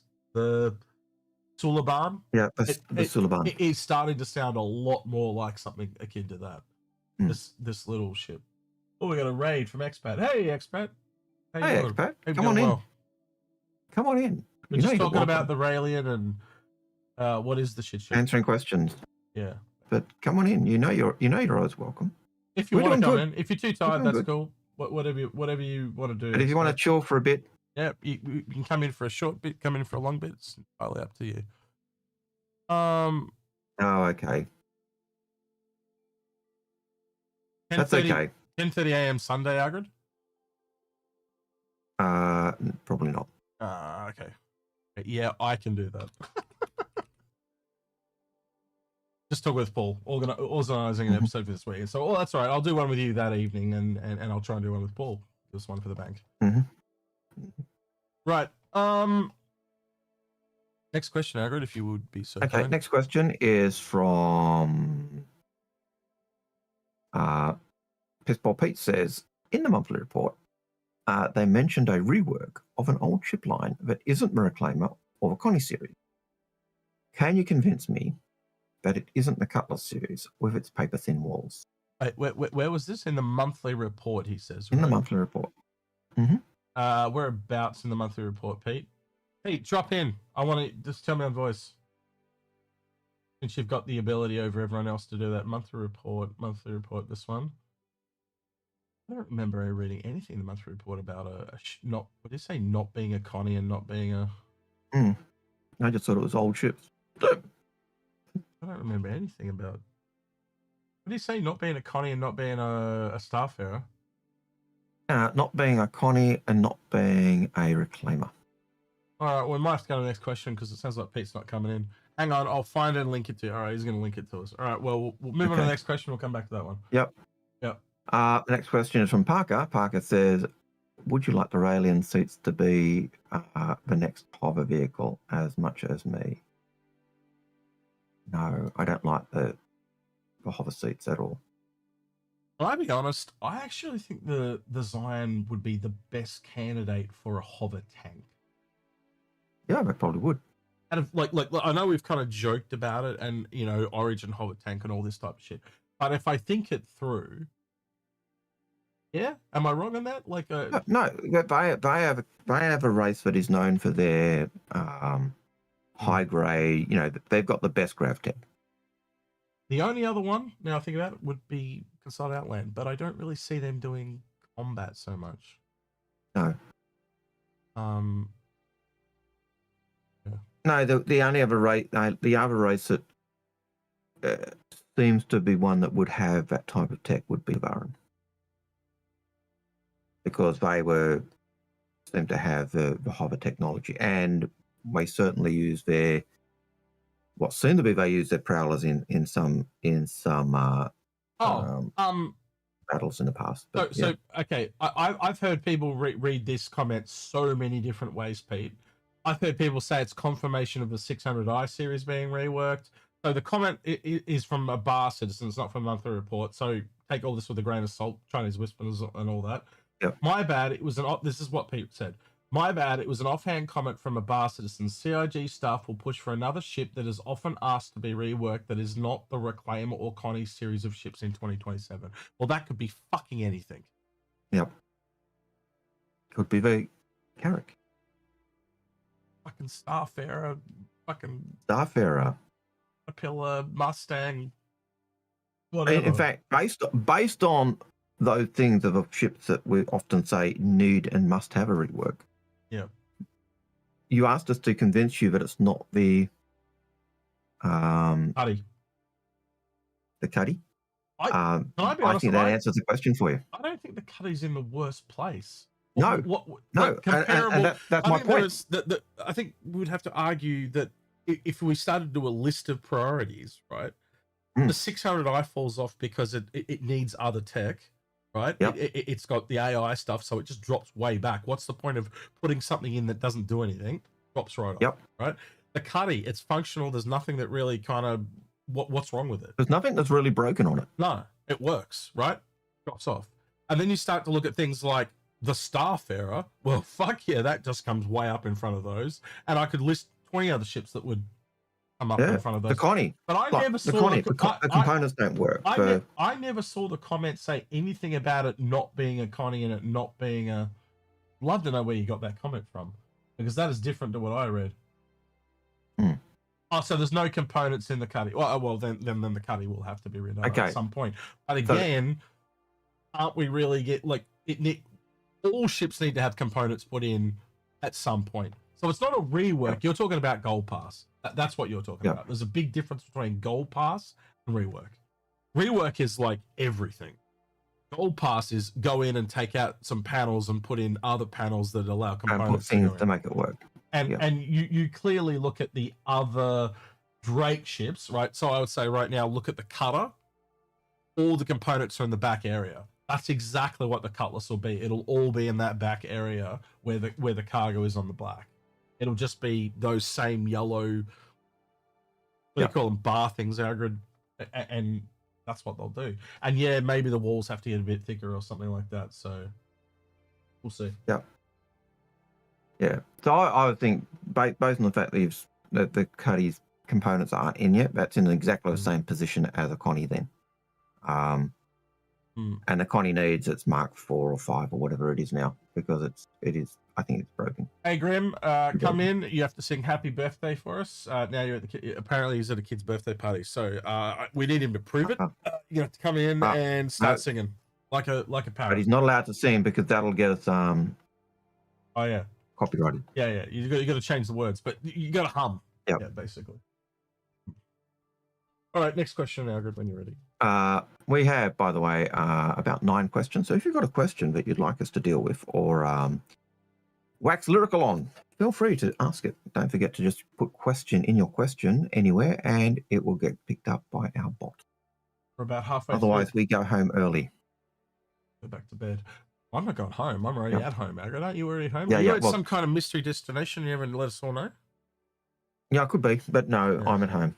But yeah, busy day for me today. Anyway, Broken AI says, did they remove the conveyor belt that moves the ship components from the railing? No, so what it's always been to me, right? And essentially it's an area, it's like a singular door you go to and you press the button for the component you want and it comes to the door, right? And if you think about that, we already have 2-state tech that does an animation between, much like you put the landing gear down on a ship, or you put the elevator that hovers up and down. But what you think about it is it's really that they are just all hidden in that wall, and when you press power plant, the power plant just comes forward and centralized to that point, and then you can access it. It's not. It's a bit like. It's just an invisible. It's just a wall that you can't see the components on the other side of. It's not that mysterious. They're just trying to make it different. It's just a bit like the Ironclad's rifle holder, the gun mount where it spins. That's a really good way of putting it, actually. So, Yeah. It's just it's a rotisserie. A lazy Susan. Components. Yep. A lazy Susan for your components. Except it's not spinning. It's probably not spinning because it's a wall. It's probably more likely a grid. And they just move up or diagonally in or something like that. Yeah. Or they go there and then push through it or something like that. It'll be, I guarantee it'll be really simple. Franklin Blue says, so Frank Alla Blue says, what do you think of a new Gattax snub will be? Image from a sneak peek. Oh, it's in the sneak peek apparently. Yeah. That was the one I brought up right at the start, Algared. That's this one. That one. Okay. But there's nothing that says that that's the snub. No. That's just him making. That could be the Raelian variant. Hell, it could be the Raelian itself, for all we know. Yep. I don't think there's enough rope there to tell you what that is at all. Although, based on that, that does kind of have that Suliban type feel, doesn't it? I would call that Zion. That kind of. Yeah, I know. It's a Star Trek Easter egg. Zion are actually Suliban. Right, got it. It does. Well, again, what part of the ship is this, Algared? The only thing I can see is that it looks like a Zion cargo grid. And again, if I go back to the video, I know right near the end of the video here, it does. So I'm gonna find it. Give me a second to find it. Apparently, it's being a dick. Where was it? There was an area here where it just there. So you like it. A bit more. Now that's a good view of all those 4 big engines too. Yeah. Oh, we got a small engine underneath. Yeah. No, well, that's the big one I was talking about. But this is where's the? I want to go to. There's a part where they show the ship and there's no pods on it. Now of course I can't bloody find it. Oh, there we go. I got it. Right. So, they are different, I guess. Actually. Mm-hmm. Yeah, that isn't a cargo grid. I am mistaken. Oh, that's just the armor, isn't it? What the fuck is that? And a weapon. It reminds me of the front of the laser cannon on the Idris. That's what it reminds me of. Just because of the lighting. I agree with Grim. It could be a Zion toilet for all we know. That's it. Yep. Yeah. We don't know. Have no idea. According to Grim, it's the shit shoveler. Right, that's official. That's what he said. Yeah. Oh, their food reclamation unit. Okay. It could be anything. And CIG love to give us just enough. We've been given shots upside down. We've given shots the other end. Oh, just for Grim's benefit wise here, Grim. Someone worked out, and we have to agree. See how there's these fins on the end of here, where if you go actually and look at the Raelian itself. There are no. You can go through it yourself, but there are no fins on this. So that means the fins are on the variant. So that confirms that there is a variant. Because look, you can see there in the shot there are no fins sticking out. So we do have confirmation of a Raelian variant, I think, from the shots. Yeah. No, well, someone else picked it up. I just noticed what they noticed on Reddit. I don't know who the guy was, but yeah, kudos. Someone else would have picked that up eventually, I'm sure. Yeah, good spot. Indeed. Look, do you want to just do a little side tangent here, Algared? Something I did.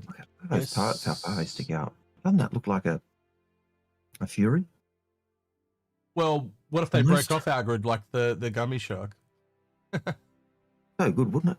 Yes, that's what I was talking about in the Discord. So I did this yesterday because I was just curious, right? I was like, well, I'm sick of calling this thing the fucking Raelian variant. What would it be? Because I assumed it was going to be a salvager, right? And I really like the middle one there, right? Because again, there's no direct words. And so basically a Raelian chai is considered the part hauler. The part hauler. The Raelian chai, so it's Raelian varianted. Raelian chai would be a salvage variant. Now I could go back in. I don't know if you guys want to do it while I'm watching, but I could go back in and go, what would a mining variant be, and what would a refueling variant be? But I'm sure you guys are capable of doing that yourself as well. So the top one is the part fixer, but we don't have repair, so that would be Aola chai. And then the bottom one is the righteous technology, which is the Theol Akachai.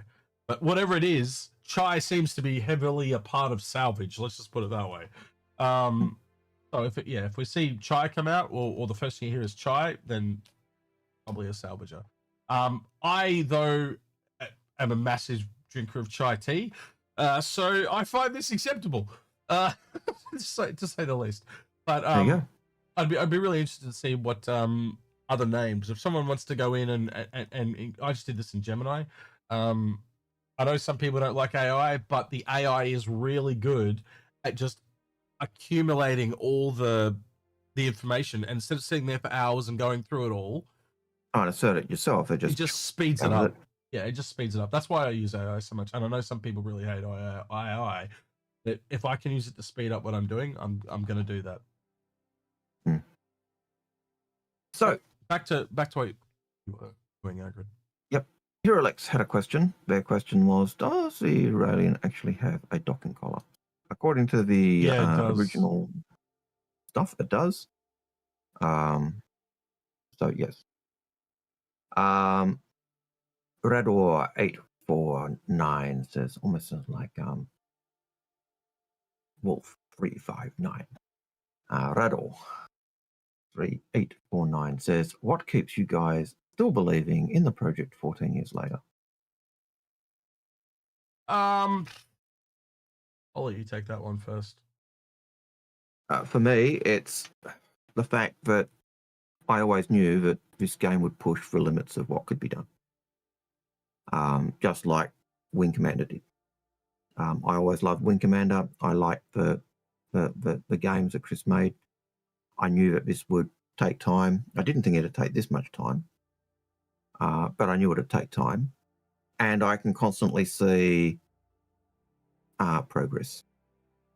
Sometimes it's 2 steps forward and 3 steps back. Sometimes it's 1 step forward and no steps back. But I can see progress. And every project has issues too, doesn't it? Like it's never going to be smooth sailing. But for me, I've over the years I've managed to get to know some of the devs and some of the people. Yeah. And I don't get a sense of guile or attempt to mislead. Definitely passion. They're all really passionate, and they're humans, and we all make mistakes. But I've watched them develop. I've watched them grow from a garage of 6 people. I've watched the attitude to the backers, and while at times it feels like it's been lost, if you talk to them, like if I talk to Sandy, there's no difference in the way she views the backers and the supporters. And she's always horrified if she hears something that's negative. That desire to deliver, that desire to produce the best they can, has always been there. It hasn't changed. And then you've got Chris, who is building the game he's always wanted, and he's probably his own worst critic. Agreed. In many ways, and that dedication and that love of the genre of is what keeps me going.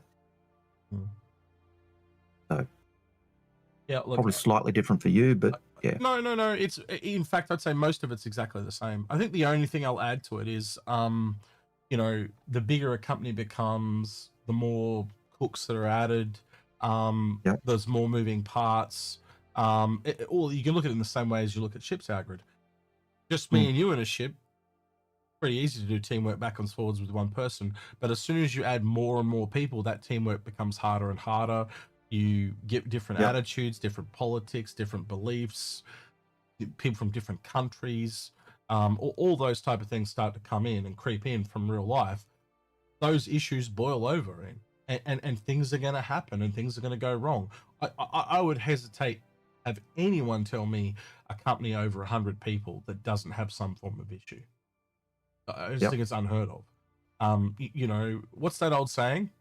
For 3 people to know about a murder, 2 of them are going to be dead, or to be secret, to keep a secret. 2 of them are going to be dead. 2 of them have to be dead. Yeah. Humans are just naturally, that's just how we're wired, right? So I always knew there were going to be issues. I've worked in games, like I knew there were going to be issues because the places I worked had issues. It's just how it is. Politics creep in, just And, and then when you like Algared said at the beginning, having such a big game was always going to take time. And to be honest, I think you would agree though, Algared, I did not expect Squadron to take this long. no, but then part of the problem we have with that is the fact that we've watched from the very beginning. Yeah. We've been there watching every stumble and fall and every heart-wrenching problem they've encountered. But I can remember seeing games that were put out in E3 years ago, you know, the trailers, and I was saying, oh, I really like that game. Didn't hear anything about it for 10 years. Yeah. And it comes out and goes, oh, I remember seeing something about that ages ago. Well, again, and it's only just coming out. Well, look at Grand Theft Auto. That thing's been delayed like 6 times. And you don't hear any negativity about that. Why? Because, again, there's no they're a big publisher and there'll be backlash if you give them bad words. CIG only has this game. They have no other ship game. They've got no backing, right? And with the way they're doing the funding model, right? Yes, you can get the exact game that they want to make, but also they're not beholden to a publisher, so they don't have a swift kick up their ass. And I think they need a little bit of swift kicking up their ass. And I don't know how to I don't know how that's pulled off. But there needs to be someone there that is backing a whip. And yet sometimes that is also a bonus because it means they're not getting forced to put something up that's broken. Yeah, but you need a balance, right? And what I'm saying is you need a balance. Like, so unlike a publisher that's so up your ass that there are shortcomings, it's now the other way where there's no foot on the accelerator at all and, you know, are the wheels spinning. And you got to sit there and ask after almost like 15 years, realistically, most single player games are a 5-year development cycle. Why are we here so much longer? Something along now, well, you know, you and I can sit here and go, do they have all the staff they need? Do they have all the talent they need? We could sit here and speculate till the cows come home. And I would say it's probably multiple contributing factors. It's not just black and white, right? Oh, and the other thing is we know that they really only started development on the game in 2014. Yeah, or around. We've said that in the past. Well, even then, I've heard certain people say even longer than that, like 2015. But the point stands that the game essentially has also restarted development 3 times. They started at the beginning, then they had $21 million that they raised on Kickstarter, so they increased the scope again. And then when they got Jupiter Planet, they started again. So that's 3 different games, essentially. And 3 different restarts. And when you go from locked in, almost linear levels to a completely wide open fucking player space in this Odin system, and you can go everywhere at any time, that's not on rails. That's not Half-Life. That's not Half-Life 2. That is like, that's insane if you do the math. Right? That literally is bigger than GTA, because GTA is a city. You're talking multiple planets and moons. Yep. And the other thing is, like, with that is, I remember when Jupiter Planet came out, Chris was like, this is where I wanted us to get, but I didn't think we'd get there for so many years. And so making that pivot and putting it as ground tech made absolute perfect sense. But that comes with the problems that it delays the game. But like I said, I've seen games put on E3, single player games, campaign games on E3, and you don't hear anything for 10 years before it goes into alpha or beta testing. We've seen this warts and all from the beginning. I think that's a difference. That's for the original question with, like, how do we kind of keep on track? I go back and watch older videos. Go back and watch Hold the Line again. Go back and look how far we've come in just the last couple of years. I really do think, right, when Squadron drops, it's going to be good for the company, not just because it's a game is shipped out and stuff like that. They're all positive reasons, but a lot of people, you kind of really line it up, we brought these ships for Star Citizen, yet they're building this other game. And so I think in the first maybe year, 2 years after Squadron's out the door, that speed at which Star Citizen starts to move along, and if that increases at a more exponential rate, I think people will be in a lot better state of mind, though, because we've said for years that it's fundamentally just sitting there spinning its wheels. It's a distraction while they actually work what they're working on, right? And you would agree with me, Algared, from being at CitizenCon, being at CIG, the vast amount of resources was on Squadron. Yeah. Well, even you look at what Wing Commander was originally, not Wing Commander, the Arena Commander. That was the test bed for testing flight models and weapons and other stuff. PU came along and that became a better test bed for testing everything that was coming into game and being used in Squadron or elsewhere. Whether we like it or not, we are still the test bed. But yeah, I don't see a problem. Yes, it takes a long time. Yes, there are things that they will do that I don't like or I think is dumb or stupid or whatever. But that's okay, because I'm pretty certain there'd be things I'd suggest and they'd go, are you on crack? So... What you're describing is not having all the moving parts. I think that's a part of it too. But it's also picking up what I'm describing there is also Space Tomato's comment. There's going to be things in the game that you love and things in the game you hate. And that's what's going to give it that appeal to everyone, because what I like is not necessarily what you like, and vice versa. And so expect that. It will be very disappointing if the game is delayed this year, because they've essentially gave us a date 2 years ago and they said it was feature complete. Okay, cool, feature complete. But 2 years of polishing is an insanely long amount of time polishing. So what have they done with that time? And that's like, so if it is delayed, I sit there and go, what's wrong? Like, do they not have people that can pull this off? Like it starts to have all these negative questions go off in your head, because obviously there's something they're not telling us. And that's I don't think they're ready for repercussions of if it's not out this year. I think they're going to lose a fair bunch of people. Yeah. Are just going to go, right, it's been 15 years, fuck this shit, I'm out. And then maybe if everything goes okay and 2 years later they might come back, but at that time they're just going to... We'll see. And it'll be the same thing with new people. Like, new people are not going to come in, play Squadron, and then go, oh, let's go play Star Citizen. I think they're going to look at Star Citizen, might pick up an Aurora package or whatever and go, this is not ready, and come back later. Yep. Yeah, I can see people doing that. So it's those things we've got to wait and see. But yeah, in terms of why I've stayed, it's... I've been involved in alpha and beta testing in games before, and that was 1 or 2 years just doing the beta testing, and that was games that had disappeared.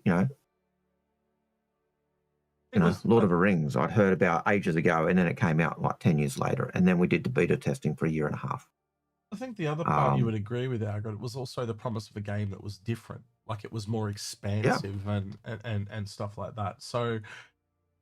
I think at the end of the day, if they do start to make compromises and stuff, they'll lose people too. But yeah, I almost think at this point, there's no way they're going to please everyone, because they've promised so much different shit. Like, how long is that all going to take to pull off? So we'll see. We'll see what happens. Yeah. But the other thing I wonder about is, we know that, this is the PC game. But you and I have speculated for donkeys that down the track it's going to go console. I have no doubt it'll go in terms of Squadron. Yeah, just Squadron, to be clear. Yeah, I have no doubt that it'll go to consoles. I think with the problems they're having with the game now, that clearly signifies to me that it's PC only. And I don't know if it'll be 6 to 12 to 2 years later. I think then we'd definitely see it on console. Could for delays we see, and I'm totally speculating, tossing stuff to the wall to see if it sticks. Could the delays be that we're actually trying to get them closer in release time? and they're having trouble with one of them. Nah, I don't think it's that. I think it's more like Well, again, what essentially is polish? Polish is removing bugs, optimizing the game, memory leaks, all that type of stuff, right? Yep. So again, that's what I think the issues are. I think that there's probably some bugs that they can't get rid of. There's probably like, is there some performance on how it runs? Are they trying to get it down so it works on more computers? Etc. Etc. Etc. And optimizing is there a memory leak? Yeah. That they can't track. Optimizing is a real fucking talent, right? And you've seen it yourself, and I'm sure there's 100 people in chat that have seen it, that they'll put an optimization improvement into Star Citizen, and the frame. I remember when the frame rate was in single fucking digits, right? And now we're up to reasonable levels, right? Yep. Yeah, I can remember when a frame rate doubled because they. And how many different techs we had? Probably 5 or 10 that have come in over the years that have really put it up, right? Yep. So again, knowing that Maelstrom and all the other tech that's in there, the AI and all that type of stuff, you start to go, well, how much does that start to hit the performance again, and does it go down? Do you load one level and there's some kind of memory leak, so after you've loaded a couple of levels, the game just fucking crashes? Like, we got no fucking idea, right? So you've got to work that all through. Like, what are these bugs? How do they fix these bugs? And optimization, right, really goes down to a key set of people. Like, they might not have enough people, right? They might only have 1 or 2 people in the entire company that can work on this very specific issue that's around memory or graphics or whatever it is, right? And they could not have the people. So I don't know. You're asking a can of worms question. What if? A couple of people in chat, Ekasuni is saying, what if it's an AI problem? Absolutely. It can be anything. Anything could be the problem. It could be multiple problems, and it could also be exacerbated by they might only have 3 people in the company. So let's just say, for example, it's a graphics problem, a memory problem, and an AI problem, and they might only have 1 of each of those people in the company, but they need 10 of each. You see what I mean? Like you can't just take a janitor and get him to build a fucking rocket ship. It'd even be worse. You got those 3 problems. You got 5 people who can do one, 6 people who can do the other, but only 1 who does the 3rd problem. Exactly. So you still, doesn't matter where you still got that. That's only if it's a staffing issue, right? Like it's a staffing talent issue. So there's no way we're gonna know what the actual problem is unless they out and fucking tell us what it is. And I'm going to be honest, with all the shit they've told us, they're never going to fucking tell us that. They would never come out and say, we do not have the talent to pull this off. Because it's a death knell. So they'll never tell you, and the only way that they're going to be able to fix it is to throw money at it. So, I don't know, maybe that's why they gave themselves 2 years, because they were trying to find the staff. I don't know. Maybe they pissed someone off. I've got no idea. It could be a list of things as long as my arm. But there's definitely something not mathing. So I hope they can get it working in time.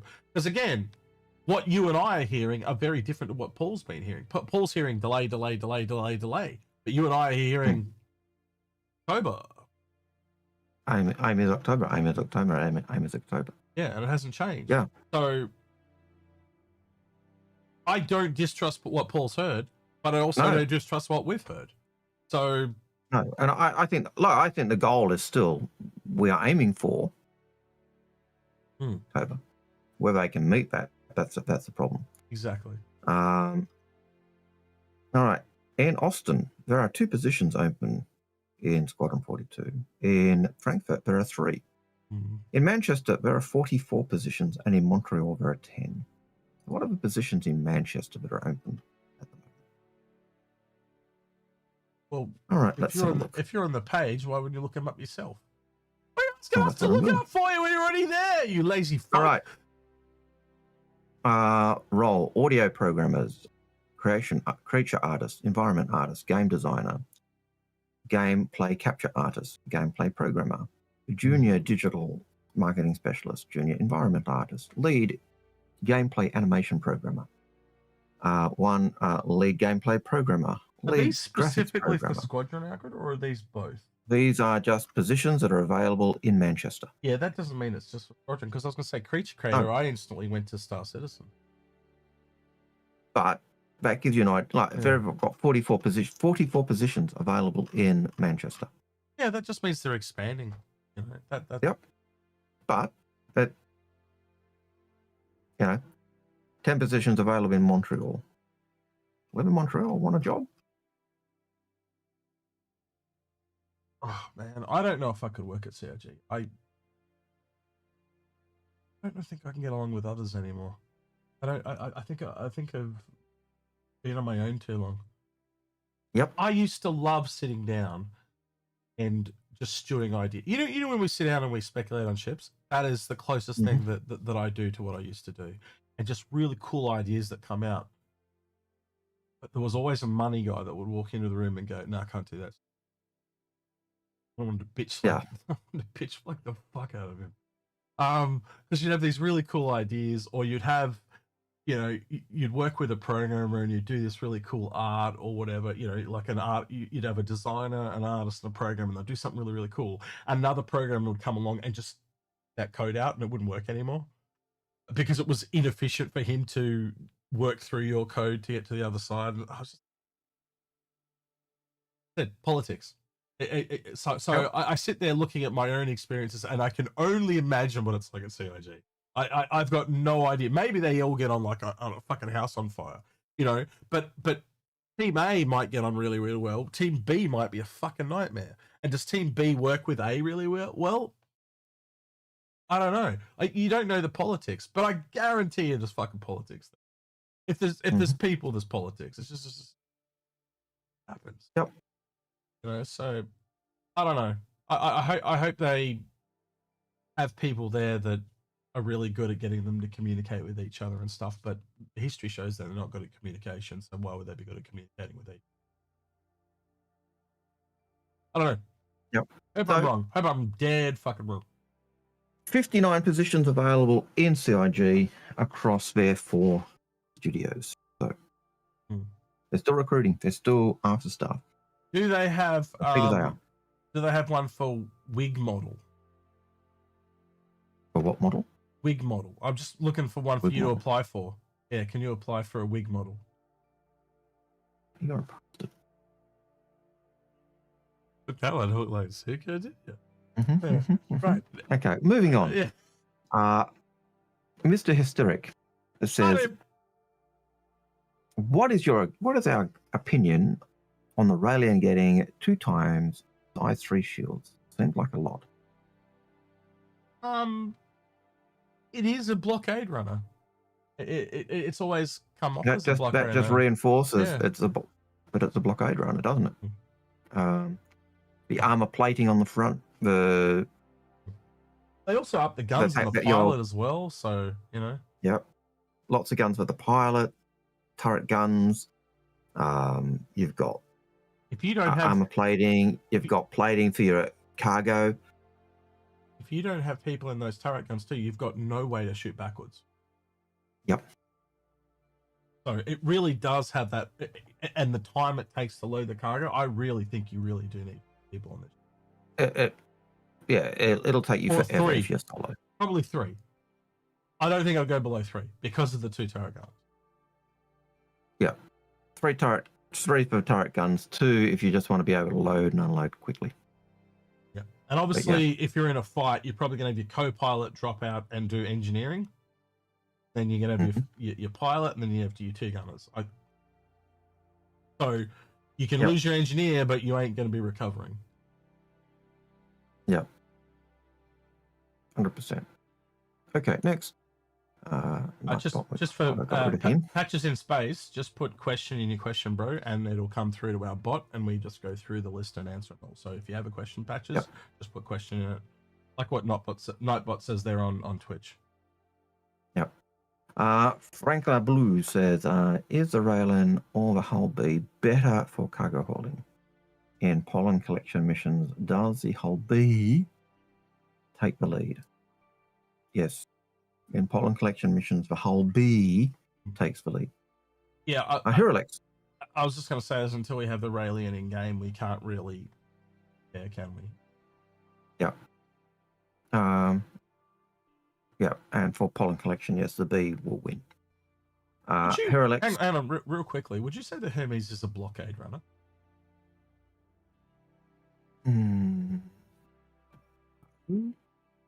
Why? I do think they mentioned in the video that it was meant to be a blockade runner, but I wouldn't. Is it super fast? Because the thing I would look at this way, Algared, is the Apollo a blockade runner? It's a medical ship. But it's not made for fighting, is it? No. So though they called it a blockade runner, I wouldn't say it's a true blockade runner. See, I could see a ship like the MSR, if it was super fast, being a blockade runner. I could see any ship if it was really fast being a blockade runner. It just outruns the people trying to catch it. Yeah. But in terms of a blockade runner, no. If you're going through the blockade, you're going to be taking stuff on the front. So those armor-plated heavy shield makes sense. If you're running from the enemy, you want to be able to shoot backwards. But the 400i is a better blockade runner because it's rear-facing turret. Hermes also doesn't even have half the cargo of this thing. Yeah. It is fully internalized cargo, though. I think most of your protections on the blockade runner is the hull itself. Let's be honest. It's not shields. It's the ship itself is fully internalized. That would be the biggest difference. And you got to remember the cargo boxes. Yes, they do have those things down the sides, but the back is exposed. So it clearly is what you're aiming for on this thing. Like you are aiming for those cargo boxes. Once you're through the shields, you're hitting the cargo boxes. So what do you need? Shields. Yep, and turret gunners to keep them off your tail. Yep. That's exactly it. So, which is why you need extra crew. Yep. So.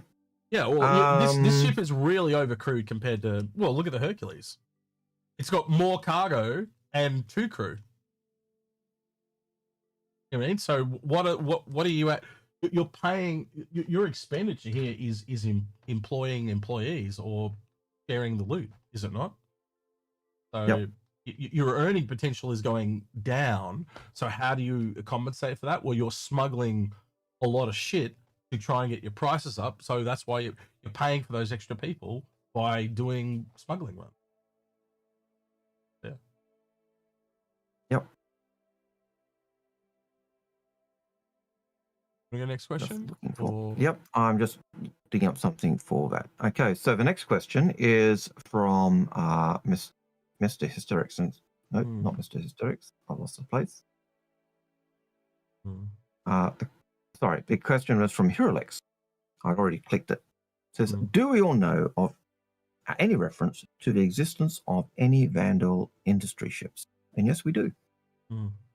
We know the Vandal have a ship called the Harvester. Basically a great big ship that sucks up stuff.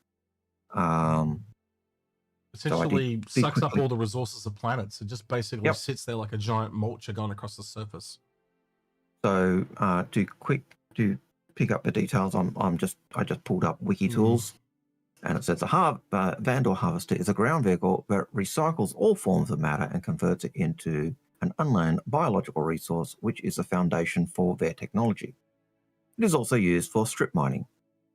They are usually deployed by a Vandal Harvester carrier. So yeah, that's their ship. In lore, the great, awesome, fantastic little bomber, the Gladiator, would often go on bombing runs and bomb those up. Just reminded me of something, Algared, with the Raelian, because it's an alien ship, it's made out of alien materials. So to repair this, you will actually need alien pieces and components. And you probably will. Like that. So there may be some added extra cost to this because you're running it outside Zion space. So think about it. It's kind of like the 890 jump having Origin parts shipped from Origin, but you're having them shipped from Zion into your space. Yeah. Does that cost you extra to repair this ship? Is that a downside? Yep. Yeah, good point. That's a time will tell question. Especially when, even in the video, they talked. I think it was John was saying they grow those armor plating.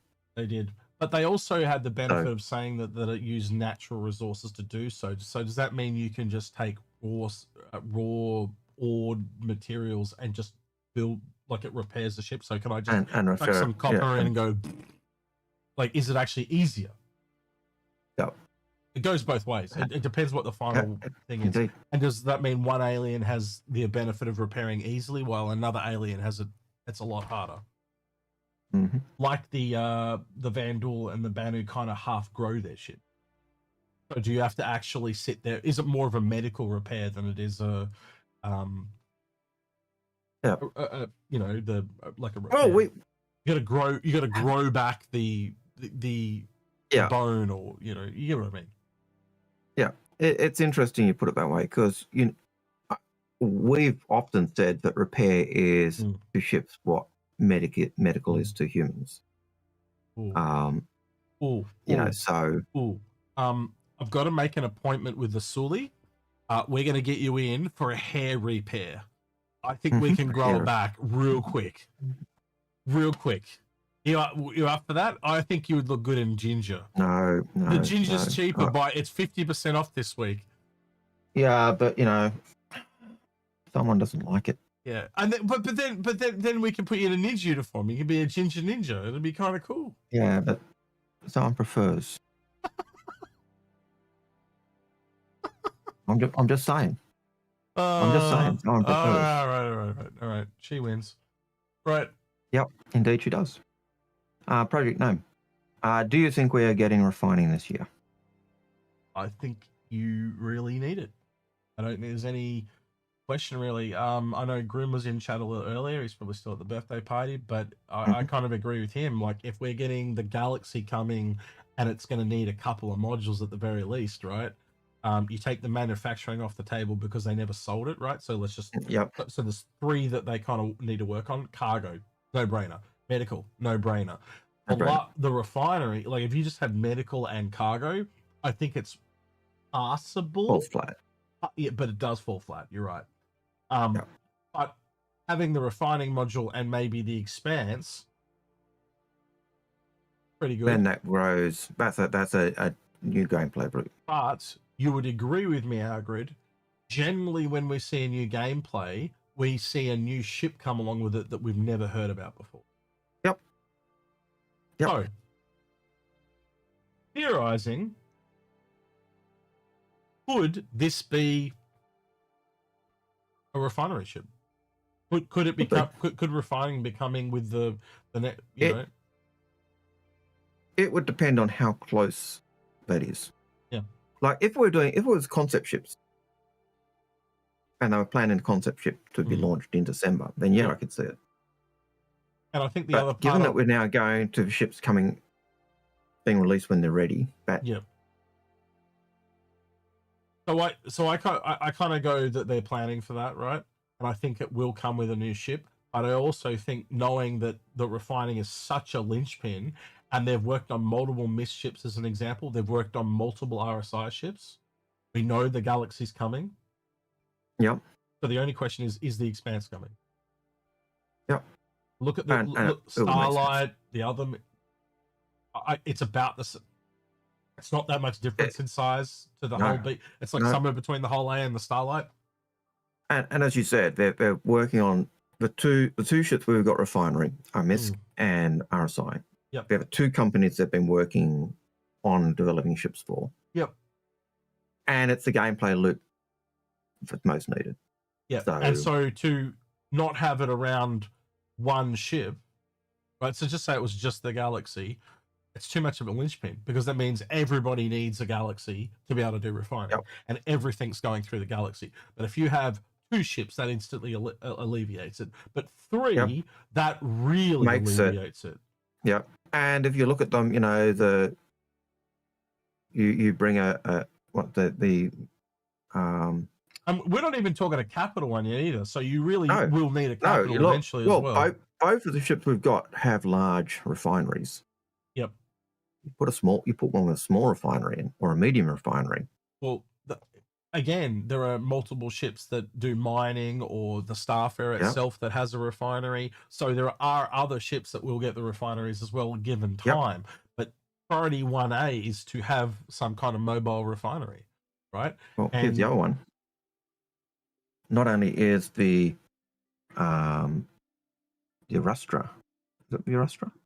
The MISC RSI Minor is refinery.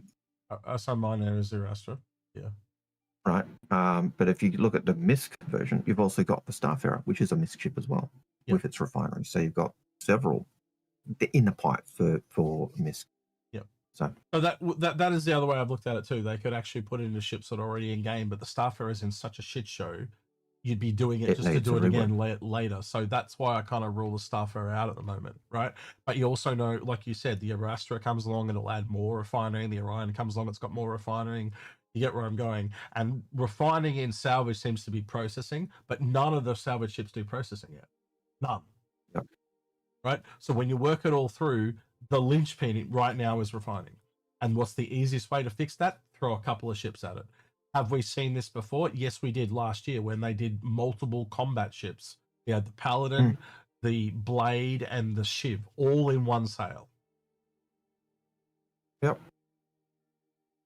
I don't know about you, but my brain goes to whatever happens at Citizen Con, that's where refining comes. That's what my brain is at.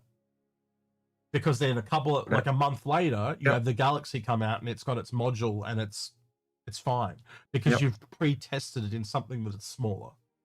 So you would not bring out like the same reason the Pioneer got paused, right? Is you've got base building, crafting, fabrication, blah blah blah. Drones, you've got like 10 different things in it. It's the same thing with the Galaxy. You've got 3 different modules, 3 different complexities. No, you break it down to one and keep it simple, stupid, and just make it work. Now that could be the Expanse, but history tells us generally it's a new ship we've never seen before. No, true. But the fact that we've got so many ships in MISC and RSI that are refining ships. So and having a new ship come at the same time. There's nothing to say it can't be another manufacturer, right? There's absolutely nothing. No, absolutely not. But I would argue that there is more than likely a new ship coming. And based on the fact that we've got the Galaxy and the Expanse, smack bang in the middle seems the place to be. Knowing the Galaxy is like Caterpillar sized, I would say something Connie sized is what I'd be expecting. That's a refinery. That's kind of, and again, that would be. I go Consolidate Outland. Consolidate Outland is on the cards because of the Pioneer and the Forge, by the way. Or, as you said, another MISC, another RSI, Drake. Fucking pick. Yep. I have no fucking clue what it'd be called though. The Jerry, maybe. I don't know. Actually, Trivitus says there have been big side of the bus adverts for Star Citizen in Manchester. Yeah, I saw them earlier today. Second, I'll try and pull it up.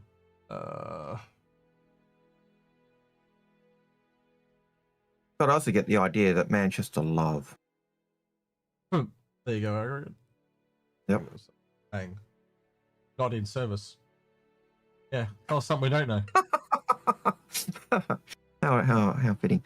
Yeah. I'd love to see it. Have they got the Hornet outside yet? If I go back and show, there's another photo. Just gonna see if I find one. There is another photo that. Wrong page. Sorry. That was the wrong page, indeed. Yep. Oh, now you understand why I keep it private. I did find that pretty funny, actually. Ability. Yes. I've seen a couple of those. Right. Where the hell's the buses gone? I think there's a page. Oh, there it is. This is the one I was looking for. This is the one I was looking for. Bang. There we go. Player C. Yep, play Star Citizen. I think someone took this photo and just zoomed in on it and made it not in service, but it's still. Yep. Yeah, it's not the biggest advert, to be honest. It literally just says Star Citizen Player C. It doesn't really. I don't really see anything. What's on the other side of it, on the long side? Well, again, I can't really see it from here. Well, it just says somewhere to Manchester. So this is just this is just the bus itself. It's. We are in Manchester or something like Yeah. that, probably. But just on the back end. But yeah. Hmm. But yeah, I'd like to see if whether they've actually put the Hornet up outside on display yet. Whether we're going to, because that was one of the things Manchester did say they wanted to do, because they. You think that they would have given us an update of that, wouldn't you? Like in an ISC or something. Go, hey, look what they did. But maybe I don't know. Maybe they told us they were going to. They told maybe us someone at CIG can let us it. know. That'd be a great Twitter post. John Crew, Ben, anyone that's listening, just take us a photo and show us that they've set it up. That'd be kind of cool. Have they put the Hornet up yet on display? Yep. So next question is from JFAM1229. Speculation of the July ship based on the monthly report. Was that based on the monthly report? You just trailed off. Based on the monthly report, what is the July ship? There's 5 or so ships being worked on. They did also talk about July and August being swapped. But this month would be the alien ships. Next month was advertised as the Basher, but we don't know if they said they've been swapped, but we don't know if what we saw was which one. So the Basher is probably most likely the ship for July. At this point would be the safest. Yeah. But didn't you think that the monthly report was very, very barren this month? It was very vague because it just said, we have a shit ton of unannounced ships and we did things with them. Yeah. And that seemed to be it. But it felt like, compared to what we normally get in terms of the department, that felt empty. Well, it felt like they were doing something. There was a lot of other departments that didn't even have a thing in it. Like there was no gameplay. So it tells me that a lot of people have moved over to Squadron. Just get that shit out the door. You can read the tea leaves. Like, we have some pretty bad bugs in the game right now, and I was like, oh yeah, it'll be fixed on Monday. No, we're like at the end of the weekend. We haven't even got a patch. So it's like, yes. So it tells me that it's heads down, asses up type time, and they are just focusing the fuck out of Squadron. Our system be damn right now. We've got to get this thing out the door. But that problem bugs can be something that, you get a bug and you go, yeah, it'll be fixed by Monday, and you get in it and you go, oh, it's actually fixed by Saturday. And other bugs, you say, yeah, it'll be fixed by Monday, and 2 weeks later, you're still going, what the hell's going on with this? Could be a new system they're working on in the background. There's no point fixing it because in a month's time, it'll automatically be fixed. You will remember the random ship blowing up problem. Yep. And it took CIG donkeys to work out what was going on. Yep. And it was being caused by your character being jostled in your cockpit. And every time you moved your pistol, if you were wearing a pistol, 1 HP, 1 HP, 1 HP. And eventually, that killed your ship. But that's why it seemed random. And it took them donkeys to actually work that out. And if you weren't wearing a gun, it didn't happen. But if you're wearing a pistol, you're doing that 1, 1, 1. That was a bug. Took them ages to find. Seemed like a simple one when they went to work it out, and then they went, oh, no, it's not simple, because they couldn't track it. Once they found it, fixed, but finding it was a problem. Starjump Grim has a question. What large or capital anvil ships would you like to see as they build up to the Odin? He already knows because we're. I would just take other. You got Odin, so you got Thor and Loki. Why not? Loki, go down. And you need one about an Idris size, and you probably need one about a Corvette size. So Loki's obviously an EW ship. Yep. Because he's a trickster. It'd be like that. The Manta Ray you and I talked about. Mm-hmm. Back in the day, and then. Yep. So, would I like to see another carrier? Maybe. Although the Odin's pretty good as a carrier. The Idris size one would be nice to have one that is just all guns, all channels. You know what I mean? Like it's more like, so the Idris is a carrier, the Kraken's a carrier, but instead of having any form of carrier, it has no carrier at all, but it's just guns. It's just a battleship. Yeah, and it doesn't have to be. It doesn't have to be like a massive railgun or anything like that. It's just guns. That's a porcupine. Yep. Yeah. Yeah. Yeah. Kind of like what the Odin is, but just smaller woodwork as well. Because we've already got those two as carriers. They probably need a bit more. I do know Grim really wants a mine layer. Yep. So a ship that can lay mines would be interesting. I do think they need a bit more integration with the Asgard and the Valkyrie into their lineup. I wouldn't mind seeing a larger version of a dockyard, a floating dock, literally a dry dock. Would that fall under Odin or Anvil or one of the other manufacturers? Because my brain goes to Argo or Sinu. Well, that's basically what the Crucible was for the smaller ships, for dry dock, and it will latch onto the bigger ships and build a scaffold and do that. But I'd also argue now the way space stations are going, they're the dry docks. They are. Well, we've actually got a dry dock. It's Jericho Station. Jericho is a dry dock. So I think that kind of changes it. I wouldn't mind seeing it. But yeah. The idea of a Pegasus always appealed to me when it first was concepted. But I think I've heard it died, it came back, and then I think it's died again. So in terms of what they see they need or want. But E-Warfare, I think, is the coolest play, to be honest.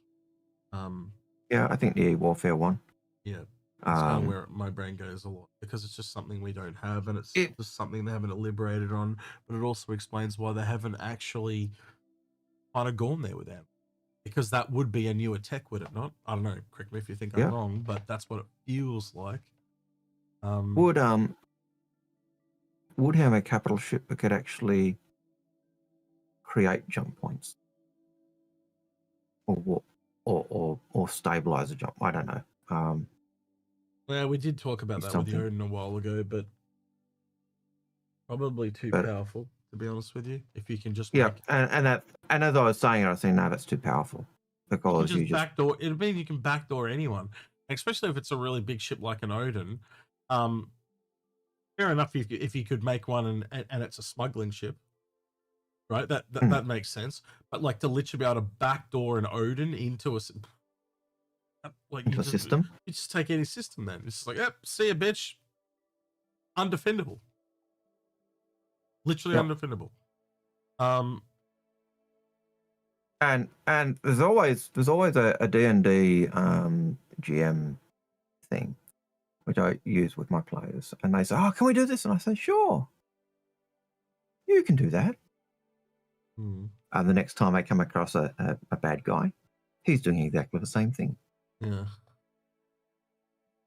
Whatever we can do, you can guarantee that our enemies and NPCs and others are going to do as well. So, but yeah. Malemba says, "Is there to be a Squadron 42 collector's edition of some sort? What would you like to see offered?" Well, I know there are cases. I think that's a no-brainer, to be honest. Like, you're leaving a lot of money on the table there. Pre-order, skins, that type of thing. Well, the question is, what would you like to see in a collector's edition?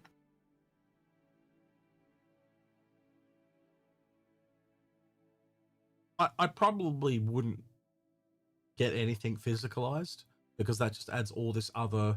You've got to produce it, you've got to post it, you've got to deliver it. But I think a digital collector's edition would be on the cards. What I'd prefer to see. Does that give you an exclusive ship or an exclusive skin? Yep. Well, that was one of the things that I'm pretty certain Sandy was behind moving the physical goods out of in 2014, moving Yeah. from physical goods to more digital goods Yeah. and changing the packets and packages and all that. Because it was just such a nightmare in terms of ordering, posting, mailing, the whole kit and caboodle. Yeah.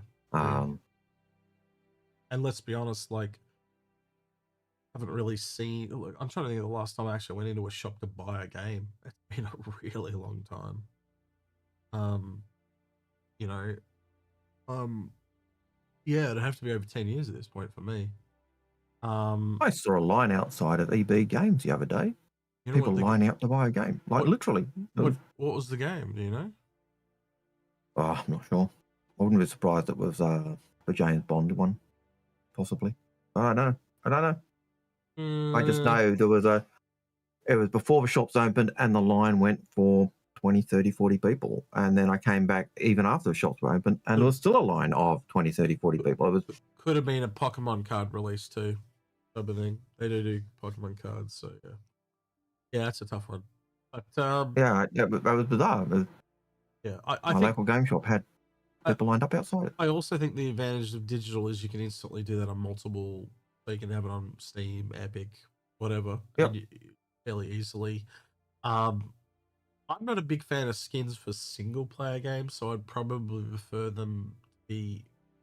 You can use this ship and this skin in Star Citizen, rather than. Well, see, that would be a marketing ploy. Yes. Yeah. Well, it's a double. Because it works well for them to do that. My book. Because it, again, draws people into Squadron because then I can use my special skin. So, yeah. Yeah. So maybe there's one that just gives you a skin and it's like the deluxe edition, and then there's like the collector's edition and it's a whole new ship that only comes with that edition. In Squadron. But then when you get into Star Citizen, everyone else to earn it, you own it. Type of thing. Yeah. And the way people are carrying on about the F8A, yeah, make it the F8A. You'd make a shit ton of money if you did that. Because Well, they're they all did going talk to buy about the collectors. All going to buy the collector's edition. I think it was the F7 was, originally supposed to, was it the F7 or the F8C or something like that. We're supposed to get access to that from completing Squadron. So, yes. But yeah. Well, they've said it's a new ship now. So, yep. Whatever that is, we'll have to wait and see. Yep, indeed. Again, offering the Squadron skins into Star Citizen, that seems like a no-brainer too, because you've got the different like there's a Gladius skin that's Squadron based. So if you pre-order, do you get that fit for a Gladius in game? And then obviously there's going to be other ships that have their Squadron skins. You see where I'm going, right? Like you've probably got 10 ships. So are they, as you go up, do you get more and more skins, or it's just asset flipping? So it doesn't take anything to do. It's just literally going right. This Gladius skin is now available in Star Citizen. Bang. Do you get some junker ship in Squadron? But I think more likely it's probably going to go on the lines of the UEE. But if in another episode, like if you say in episode 2 you end up on a Kraken or something like that, then I could see something like that where it's a direct ship or something like that. But my brain, this just goes Squadron, like it's all UEE, all UEE coloring and and then probably some weird items or guns that you don't really need or want that they'll probably give you as well. So like a skinned rifle or the flight suit, things like that. Because they did put that on the back of the box a lot, didn't they? Yep. They had that on the back of the box. Vaguely, yep. Yeah. So just taking stuff that they've already got there and then offering them to people that buy those editions. That would be the simplest. Because it's no work then, is it? Well, that's one of the reasons why they pushed to get rid of the physical items off the packets back in 2014. Yeah. Because it made it easier for them. Right. Krivitus had a question. I think it was Enkasuni, sorry. I've heard speculation that the Basher is another mole variant, but just with a bunch of big guns instead of mining salvage. Thoughts?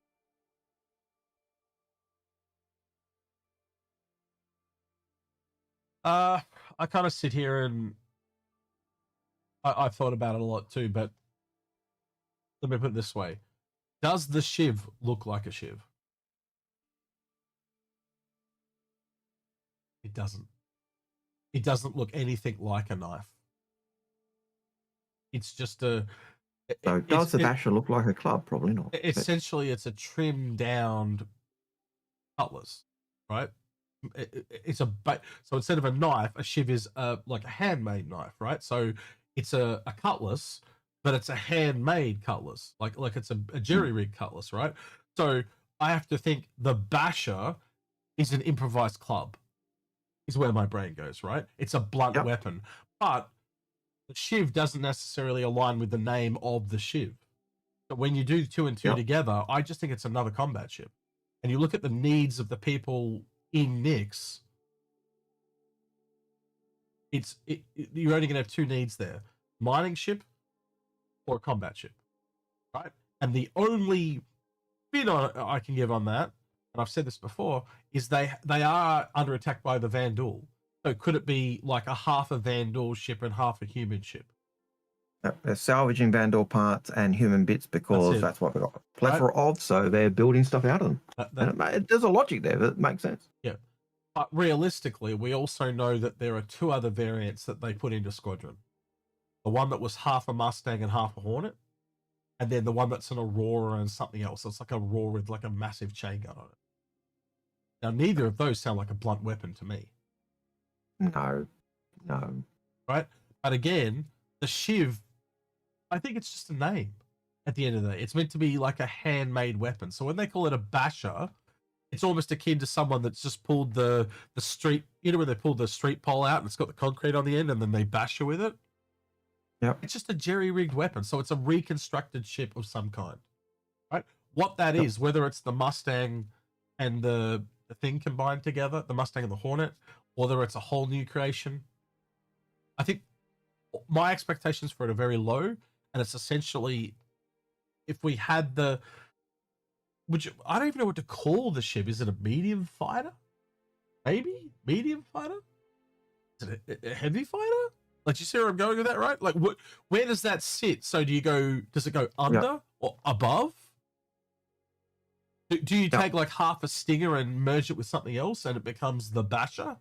Like, because there's so many places they can take. Because it's been, It's kind of like what I was saying earlier today, where you can go to places where there's nothing else in the game.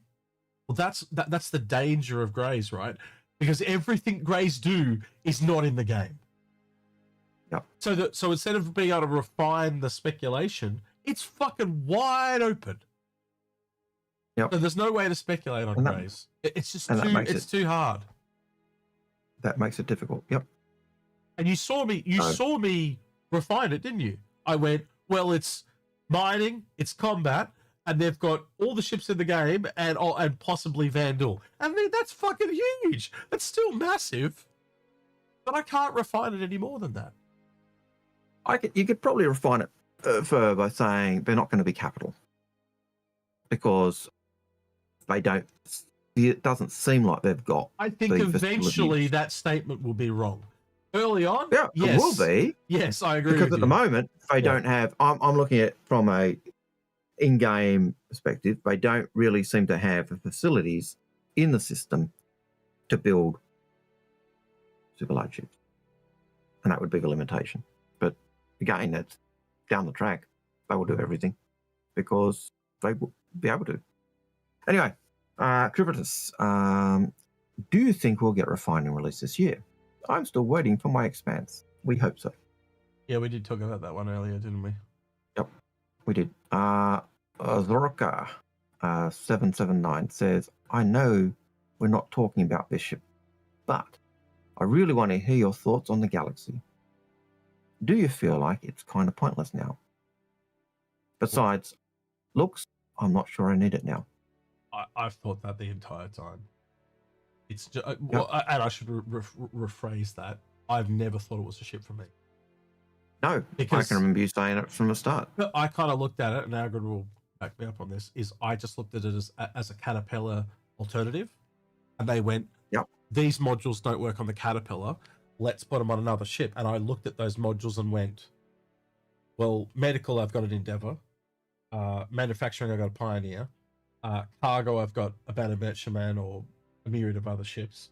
Okay, so that only leaves refining. It's a large ship, not a capital. I'll just get the capital. So Yep. instantly to me went, I don't need it. Yep. And when we looked at it, and you looked at the cargo capacity, and with the cargo module, it is exactly the same as a Caterpillar. And then we look at the Caterpillar being module, and this is module. You can just see it is a RSI's version of a Caterpillar. Same size class. But one thing I will say, I'm hearing lemming in the back of my head from last week.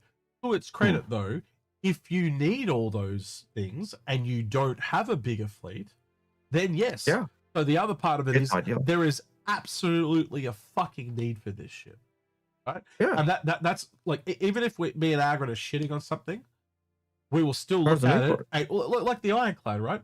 Not for me, probably not for you, but there's definitely a need for it. Both of them. We can see the need for them, and we know in the end game they both need to be there. But are they a ship for us?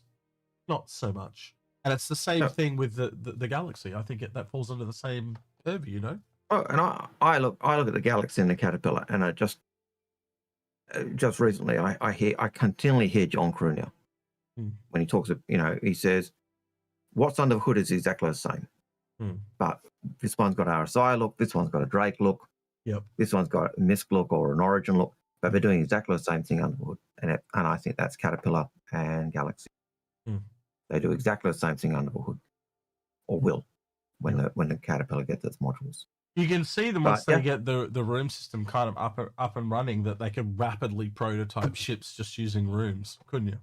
And then you go, right, okay, this is this big. What can we fit in here? And then again, if they get multiple room or ships that are jerry-rigged and they're roughly the same size, it's like, well, can we put these two in the same body and then make variants? You can kind of see where we wrap this in an Orion Origin skin, or you can kind of see where rapid prototyping could go really quickly in the future. Like it kind of writes itself in a way, Yeah.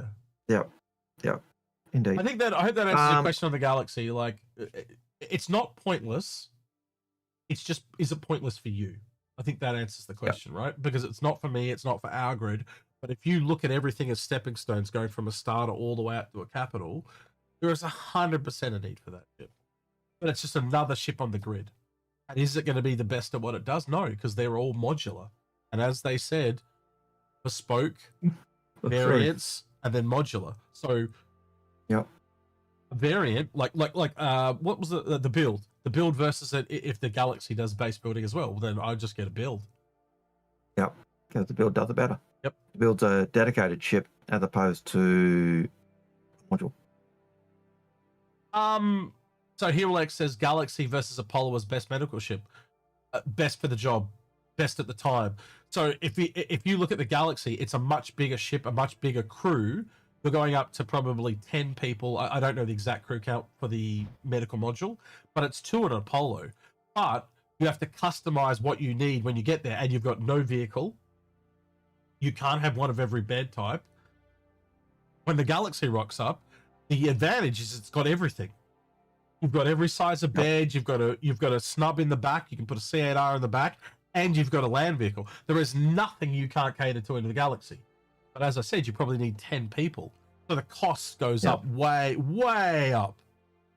Oh, if you put a C8R and a nurser in it, you actually go from 3 type 3 beds to 5. So you go 5, 2, and 1. Yeah. But the point, your bed count. The point still stands. It's a crew problem, not a function problem.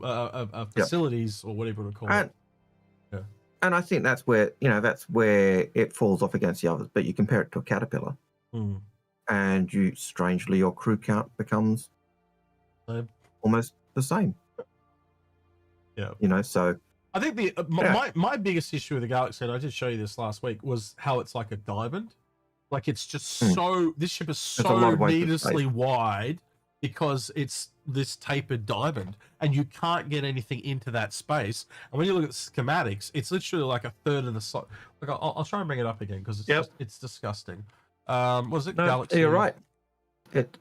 It's room. It's got room to grow on the inside just because of so much wasted space around the edge. And there are multiple floors. So if I bring it over here, there are multiple floors, right?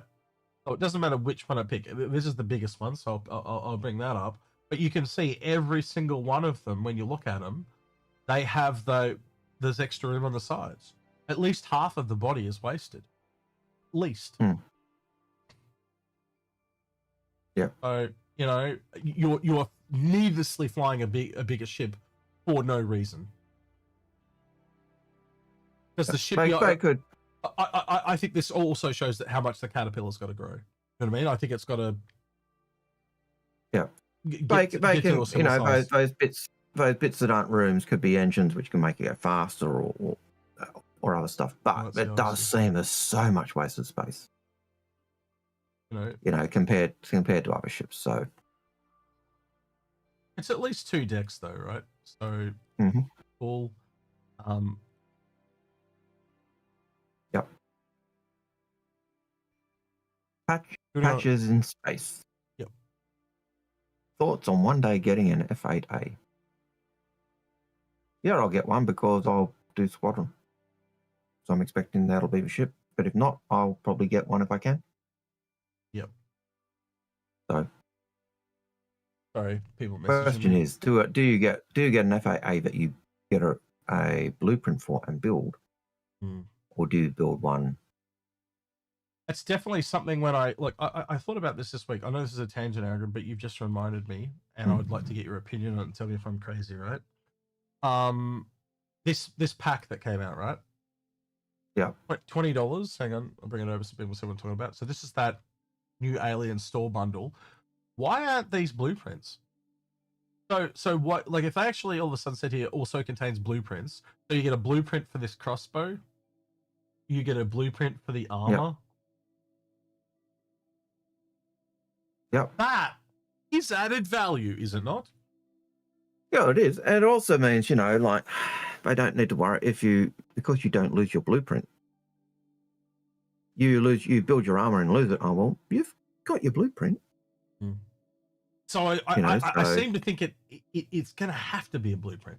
Just no other way around it. Because what happens is you have one copy of it and you fucking lose it, or you got to forever insure it. Like it. Yeah, or go back to your home hangar. Yeah, so if it's a blueprint, it just makes so much more sense, and it also justifies the price in my book, because you essentially kind of own it and you can rebuild it endlessly. Yes, you could build it and sell off copies to people in game. Yes, yes, I know, and that's cutting into your sales, but that makes blueprints worth it. Yeah, it does. So. And, you know, getting the resources and, you know. The other interesting thing, Algared, that they did, if I can go back, they sold all the other ones, I believe. Or they made it, am I wrong? But yeah, look, they offered them. Oh, no, they just told you what they were. Oh, damn. But they were offering them again. Okay. No, they just tell you what they were. They rub salt in your wound and say, fuck you, bitch, you missed out. Yeah, right, okay. Would have been cool if you could have brought them. No. See, that's just feeding FOMO. Yep. Because the new one's up. So, hey, do you want to feel like you do about these ones? Get this one now. See? Evil. Chad Liberty says, Raylan with pure 32 SCU layer and tractors is better position, beats the whole B, no questions. Also easier to park in front of elevators. Yep. Yes. 100%. But I think they're in contention, but honestly, it's the Hercules that's the closest to this, without a shadow of a doubt. And I think it instantly wins because of the tractor beams. When you're looking at cargo, yeah. But we'll test it. I think honestly, it's probably on par with the whole series. I think they're very similar. Like obviously, you got two sides to the whole B. but there's kind of two sides to this as well, if you know what I mean. And you've also Yeah, got that weird angle thing.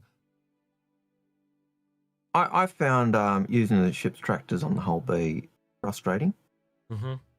Whereas the position of those tractors on the bottom of the wings will probably make, when it's in land mode, will probably make getting even around that corner of that weird section easy. Agreed. But I expect that from this, right? I expect this to be the best ship at loading and unloading, and I've said that for ages. Yeah. But this is not the way I thought they were going to do it. I thought they were going to do it in a different way, a bit more alien, more fancy. Well, the way we a bit more alien than human. Yeah, it would have been nice to see you do an alien way rather than a human way, which and the way that we suggested allowed it to still be human, not alien. Still allowed it to be suitable for humans, but it gave it an alien feel. It gave it a unique. That's it. Yep. A uniqueness to the alien ship. But their way is simpler. So I understand why they've done it that way. To quote the guy who was saying he was building the ship, I had to think like an alien. Well, I think we thought like an alien in terms of loading and unloading, but as you said, I think that was just all some marketing line they fed him to say, to be honest, because it doesn't actually be that. No, I don't. All you've done is taken the Saulian and expanded the elevator, and that's essentially what this ship is. Because there's 3 layers in the Saulian, there's 3 layers in this. You've just expanded it up to you just took that style and ran with it. There's nothing that's really like, you look at this to the Saulian, there's nothing radically different. I think like you've got the way the components work on a wall, but again, if you know how that works, it's the same as every other way it's done. It's just it's done in a slightly different way. And then that's the floating chairs, but there was floating chairs on the Saulian. There's the elevator on the Saulian. The engines are on the Saulian. Like there is nothing that's new. No. Crew quarters, bigger space. But even then, it's similar to the crew quarters on the Saulian. No matter which way, as I said, the only thing is the way those components work. And once you kind of break it down how it works, it's no different to. It's essentially it's an elevator for components, is what it is. Yep. So the mystique is gone. No, it's not there. Like I said at the beginning, to me, it felt underwhelming. It's. I was not over. I was underwhelmed, and I thought it was done. And I was looking forward to the ship. It feels like how humans would build an alien, but it doesn't feel alien at all. Like it's no xenomorph, put it that way. It's just it literally feels like, and I'm not trying to say this in a racist way or anything like that, but it feels like an Asian high tech, almost like a Gundam or something like that. You know how they have those kind of spiky things on the Gundams and stuff? That's why I say it kind of feels Asian. Well, it almost feels like a Gundam robot put into a spaceship. That's kind of what it feels like. It kind of does have that feel to it. Yeah. It's more East versus West than human versus alien, is my point. Yep. Anyway. Citizen Ninja, what role and configuration do you think the next alien ground vehicle will be? Hover tank, a racing vehicle with 3 or 5 wheels. Technically, it would be but he means like a ground vehicle. Well, as we said earlier, Zion would probably be the best for a hover tank. We did say that earlier. We did. So a hover tank. I would also add gravity tank. I have a hope, and you correct me if I'm wrong here, Algared, feel free to totally shoot me down, but I actually want alien creatures as mounts eventually. Oh yeah. You know, you know that giant lizard that he rode in. You know, it doesn't have to be a giant lizard, but like something that appeals to that. Like, yeah, can I get on? Like, why can't we one day be riding around on the space crab? Is where I go. The space crab, the cows, the things we've got in game already. You're on Giant. If you're riding a space cow, they need to add a straw into the game and a straw hat, and a pitchfork just for. Here's a straw. Yeah, I'm just taking Betsy down to get. Yeah, and for you, Algared, they need the overalls just with one side undone. right? Yeah. And then the Aussies, they need to add wife beaters so we can have the white singlets. And I think then I would allow it. I think after that. Yeah. I don't know. So, yeah. This is where my brain goes. Like I've always think big game hunting and creatures is such a like. We went into that episode with Morph, like how much creatures and science and all that goes together. But like when you understand where animals could go, oh god, this game is in its infancy. We probably don't even have a quarter of the gameplay that we're gonna get. Like I know that episode. We love that episode. That was a that was a great Any episode we love doesn't view well because it's too speculatory for most people. But if you want to see where we thought things should go, look at that episode. And that's not. I don't think that's taking it beyond the pale because we've already got elements of that in terms of plant harvesting and harvesting things off of the animals already. But yeah, just taking it to the next level. Ruger Blood Moon says space whale. I'm out. Probably maybe a space dolphin. The space whales are a bit big. They're like spaceship size. So maybe something smaller. But yes. But I'm thinking more ground mounts, like ground vehicles. As let's be honest, off a horse. You know, like you know, and not just for combat, but can I have a giant lizard that plows my fields? You know what I mean? Like, can you go, like, I'm literally describing, Algared, low, medium, and high tech. You see where I'm going, right? Like, what is a Drake? That's low tech. What is a Drake version of a automatic tractor? What animal do they grab? And, you know, they have a space cow that, like, the Golem ox is literally an ox that pulls along some kind of mulchy machine. Wow. Yep. Yeah. Or can we have an eagle or a... Yeah. And I have no doubt at some point that is where the game will go. But you can see, like, when you add stuff like that, it's like, holy shit, like you've just opened this massive ass can of worms. And how many years has that added to development? Well, we know creatures are coming. You take any gameplay feature and cross-pollinate it, and they are all, we've seen it time and time again. Yeah. You just look at, I just look at the games, Lotro, WoW. Yep. Any game with mounts, and people will collect the mounts. Well, you even look at the ships we've got now, Algared. In a way, isn't the Vandal and the Banu ships kind of alive? So could there be a ship that's fully alive? Well, we've got Banu ships, they grow their ships. We've got Vandal ships, they grow their ships. We've got Xi'an ships where we're told they grow their ships. We've got aliens behind them, and where did the Banu get it? You see where I'm going, right? Like, is there a race behind the Banu that they are their ships? Yep. That takes them back to the so we devolve ourselves into being the ship, right? Okay. Yeah. No. Like you enslave them. Oh, okay. You enslave a living ship. Hey, okay. Bitch. You know, like they're your slave, or is there a camaraderie there where you provide them with something like food or something that they have a hard time getting? There's a symbiotic relationship. That's it. You see where I'm going, right? But are there two ways you can go about it? I'm the arsehole that this enslaves them. Algared goes out there and feeds them with ether crack, and they're just a junkie, or or does Paul go out there and lovingly train them? And are there pros and cons to everything?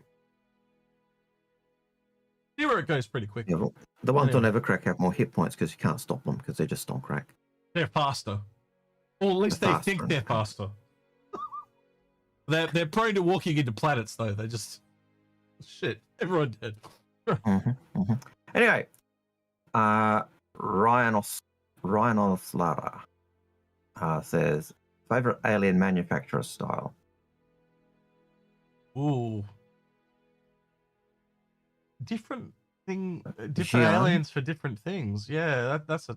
You prefer Xi'an, Banu, Tabaran, or Vandal? I like them all for different reasons, to be honest with you. Tavaran's really cool. I like a lot of the bird aesthetic, but also like the Vandal because of the kind of grittiness of them, but I also like the Banu because of the organic nature of them and the elegance of them. And the Xi'an, I like the tech stuff.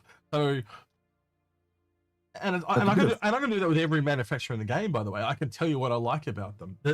Even Origin, I can look at it and go, "Well, I love the the classy look of them and stuff like that." But then I like the drudgery of Drake and Greys, and that's not a question I can answer. That's too hard for me. It's That's one of those. It is a hard one. I like them all. I probably at the moment my favorite is probably Tavaran, because I've always liked the Tavaran. But I generally like all the styles, and at the moment, based on my feelings of the Rail, Tavaran is down the bottom. Not Tavaran, Xi'an is down the bottom. But that going on at this present point in time. But I've always liked the alien ships, and most people seem to have always liked the alien ships. So we've got 1, 2, 3, 4, 5, 6 questions. 5 questions to go. Yep. So Project Gnome. Gonna turn off the bot. Yep. Yep. Project Gnome says, do you think they will ever add code names to the ships that they're working on for monthly report? So it's not just 27 unannounced ships entering or leaving various stages of development. I think they have internal names and external names. We've heard that before. Yep. They just don't tell us. I think it's easier for them just to say unannounced, because it keeps it even more vague. Yep. It's redacted. Like if you had a ship called the Red Arrow, it seemed even that is vaguely pointing to the direction of what it could be. Like, is it a racing ship? Is it a combat? You know what I mean? Yeah. It narrows the field. And by saying we've got 27 ships in development, if one of those ships takes a side turn and they reconcept it, or it gets delayed, we don't know that. But the second they start using code names and say, such and such ship is entering white box, it's coming in June. No, it's not, because we had to reconcept it. So unannounced just keeps it easier, safer, plainer. Arch Ralph says, any hints on other alien ships that are coming? A variant, just a variant, snub. Yep, that's it.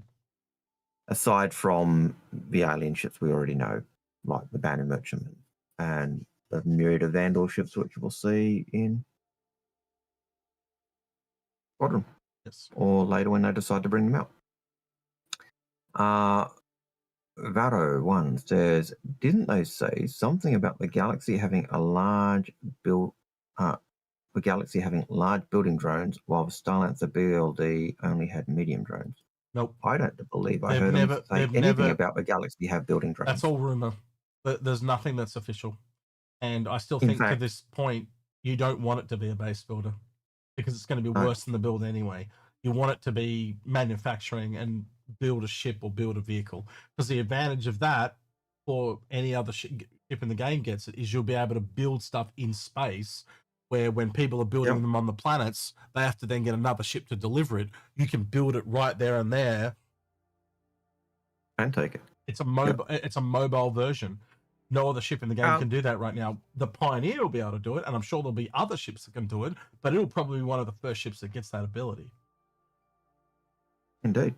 And if I go back to, when it feels like we do it all the time, when we're talking with John and Ben, they were like, no, it's not. We had, they were dead against it, and then obviously the next day that went very, very, like I even said, that's gonna be very well received. Yeah, and pointing out why it wasn't going to be well received, and they went, "Oh, we better tackle that." But their view was, no, it's never been a ship for building bases ever. Yeah. So it even shows you there it was a manufacturing thing. There's not communication there. Yeah. So they understood it as being a manufacturing ship with a manufacturing plant, not a base building ship. And their view was, we don't. People want a build ship, and I said we don't have to do it. We never announced. We'll probably have to do the manufacturing plant, because we kind of said that one's coming. Yeah. Male member, or was it male member? Malemba. That is what happened, and they were kind of unaware of that. And that's kind of where it all kind of exploded from. But you got to remember it was sold as manufacturing, and manufacturing breaks into two parts. It's fabrication, base building. Yep. So the happy medium, and if you think it through, like if you put on your big boy pants, step back from the fact if you own the ship, which is really hard to do if you own it, by the way, step back. Do you want another ship that is already underneath the build, Starlancer build, or do you want a ship that has a unique ability that nothing else has? And that's the fabrication. And I think that is the better way to go. And ironically, you don't have to rebuild the ship to put drones in it, because of the way the ship's built, it's probably going to have to be redone. Now, if they do that, fair enough. But if you can construct a vehicle inside it, well, it already had the elevator there for the cargo module and the hospital module. And we know that there are doors that go into the back where the little cargo, the little ship bay is. So why can't you push out a snub into that area? So a ship that... Yep, Malemba, we are aware it was in the Squadron 42 or in the base building part of CitizenCon several years ago. When we were talking to John Crew at the 2020... I don't think Malemba realized we were the people that kicked this all off. We actually raised it with them and said... We raised it, and then we went onto a live stream and said, they are doing this, and the shit hit the fan. We know, we are full aware of it more than anyone, because we're the ones that caused it. We actually raised the question with them and asked them about it, and they said, no, we don't have to, because it's never been a build ship. And then, and we hadn't brought up the stuff about it being on stage, but I just went, oh, that's going to be, and I was struggling to think at the point why, but it was, it had been talked by Tad Pappy on stage. Totally understand that. But by the same token, it was sold as a manufacturing module. There was what was shown, and then there was what was sold. Yep. And kudos to John Crew. The next day, after talking with us and talking about it, John Crew went on and said, boom. Yeah. And as I said to you, male member, step back from it, right? I know you probably own it. Step back from it. Do you want it to be able to build buildings just like another ship that's going to be way better at doing it, roughly the same price, or would you rather it to have a unique ability that nobody else has? When you work it through, it is easily the unique ability. And you got to remember it's modular. So a modular ship should never have the same ability as a variant or a unique ship, because that's the order of things. So it's never going to be better than the build. It's just never fucking going to happen. It'll be heaps slower or something like that, and it'll be shitter in every way you can possibly imagine. Because it's modular. Because it's modular. When you add that all that way through, if you're running at the speed of 1 and the build's running at the speed of 5, give me the build. You just drop off. No one's going to fucking hire you to do it because you're too slow. Yep. Anyway, think it through, man. Just that's all I'm asking you to do. Just think it through, because once you start to think it through, you kind of go, "What's actually better for me long run?" And when you actually do that, you quickly go, "Yeah, it's fabrication 100%. It's not base building, because I'm dead on arrival." Yep. And my memory of that build episode, anyway, where they were talking about base building, and they had these ships that they could do it. They didn't actually say the Galaxy; they just had the Galaxy sitting there among the other ships. Yeah, but it was heavily implied. Like, it was heavily implied, but it wasn't. It was just there as a video. It wasn't. This is a great ship to build with. It was, but it still raised. It still put that presentation and still put the expectation there. And kudos to John Crew, because when he became aware of it, he talked about it. This is it here. If I can bring it over, that was the one of the frames. No, they even said this. RSI Galaxy supports the ability to build small, large structures. Hey, mail member, why are you fucking complaining about this motherfucker? Where's this motherfucking bitch?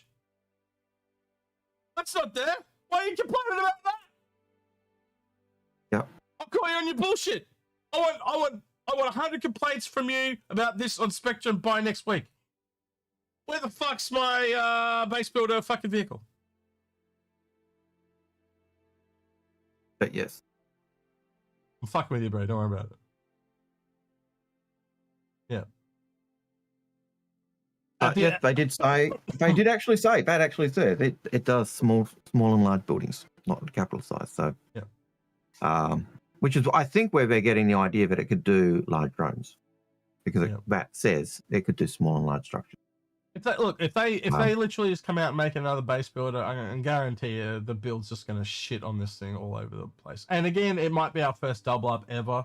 Mistakes do happen, but I personally think they should go down the fabrication route. It's a happy compromise. And a vehicle that can build other vehicles, that's a huge ass boon. Like, that's massive. Oh, by the way, you could just build a base builder with it. Yep. You just build you can literally just build this vehicle and then start building an outpost. So the fabricators are almost better in every single way. So, you know, I don't get the whole like, it's not that stupid. It's just one extra step, but you get all this extra advantages. Anyway. Yep. Anyway. All right, is that everything, Algared? I think we're kind of... that was the... Oh, no, one last question is from Sweetheart Sap. Or Sweetheart SQP, who says, I know you talked about it a lot, but their old Disco Lando's comment, their old Disco Lando's comment. The real Disco Lando's comment. The real Disco Lando's comment. To me, saying a trailer is work in progress, filmed on a build that is pre-Evo. Lighting is broken, not intended. Yeah, they Nico from CIG came out and basically said it was some kind of, what did it say, warning lights or some shit, like one of the different light states, low-level lighting. Low-level light states. So yeah, as long as that's fixed, I don't think anyone will have a problem. And again, you see when a lot of people are complaining about things, they address it. So the problems with the ironclad and driving it properly, they're addressing it, right? So sounds like they're addressing it. Yep. Right. With that, then and they will address it. We're gonna raid Non-Stop Bobs. He's just started up his stream. He's doing some hornet flying. He's a friend of the channel. I don't know what he's drinking. What do we want to ask him? Algared? Why doesn't he come around anymore? Why doesn't he write? Why don't you write? Yeah, why don't you write? Why haven't you been on an Inforunners episode in ages? Yeah. Just give him. Don't you love us anymore? Just give him heaps of grief and shit. Basically, we'll be listening. Yeah, just give him lots of grief and. Yeah. All right. Twitch, say goodbye to YouTube. YouTube, say goodbye to Twitch. Have a good week. We'll see you next week. Bye. Bye. And they're off. Let's have a listen in. Why does me need a 890k from rocks? What kind of rocks are we talking about here? Where on earth do I find rocks that are worth 900k? Just rated with 91. Hey, Inforunners! How we doing, Inforunners, guys? I know there's not a lot of my guys here, but my guys that are just filtering in because I just got started. Make sure you're following Inforunners. Algared and X are gems. I happen to know them as people, not just people on the internet, and they fucking rule. They're good humans, so make sure you get over there and follow them. If you don't, I feel bad. I'll fight you. You know? That's me, little red-headed brawler. Alright. Thank you for being more grief. Right. Yeah. Make sure you go follow. No, grief is why you come around anymore. Yeah. Come in. I know a lot of you. Which is legit. Anyway, but I'm currently giving away a Tiburon, so you might be in an ad break if you're not. All right, we'll leave him there to watch that. Yep. All right, we'll get an episode out for you guys this week. Last week we were pretty lazy and we were just very unmotivated, so we just did a stream. We just random. Would have been really early in the morning, like I think it was like 6 a.m. New York time. We had a bunch of people turn up. We had a good time. It was very chill though. Yep. So if you want to see me and Algared kind of like after dark, go back and watch that. We just called it Just Chatting. But it was good. It was good. It was a good stream. I enjoyed it. It was very chill. Therapeutic. Just probably need to being do able a few to just more. chill and Yeah, a few more like that wouldn't be too bad. So yeah. Yep. All right, everyone. With that, then don't forget to like, subscribe, ring that notification bell, and thank you to everyone on the Extra Mile on Patreon. At the end of the video, we did actually get a new Patreon member this week, which was interesting. Woo-hoo. We hadn't got one. always makes us feel warm and fuzzy when that happens. I added them to the credits, so they're already in, ready to go. With that, then he's been Algared. Execute, and we're out of here. Take care. See you, citizens. Have a good week.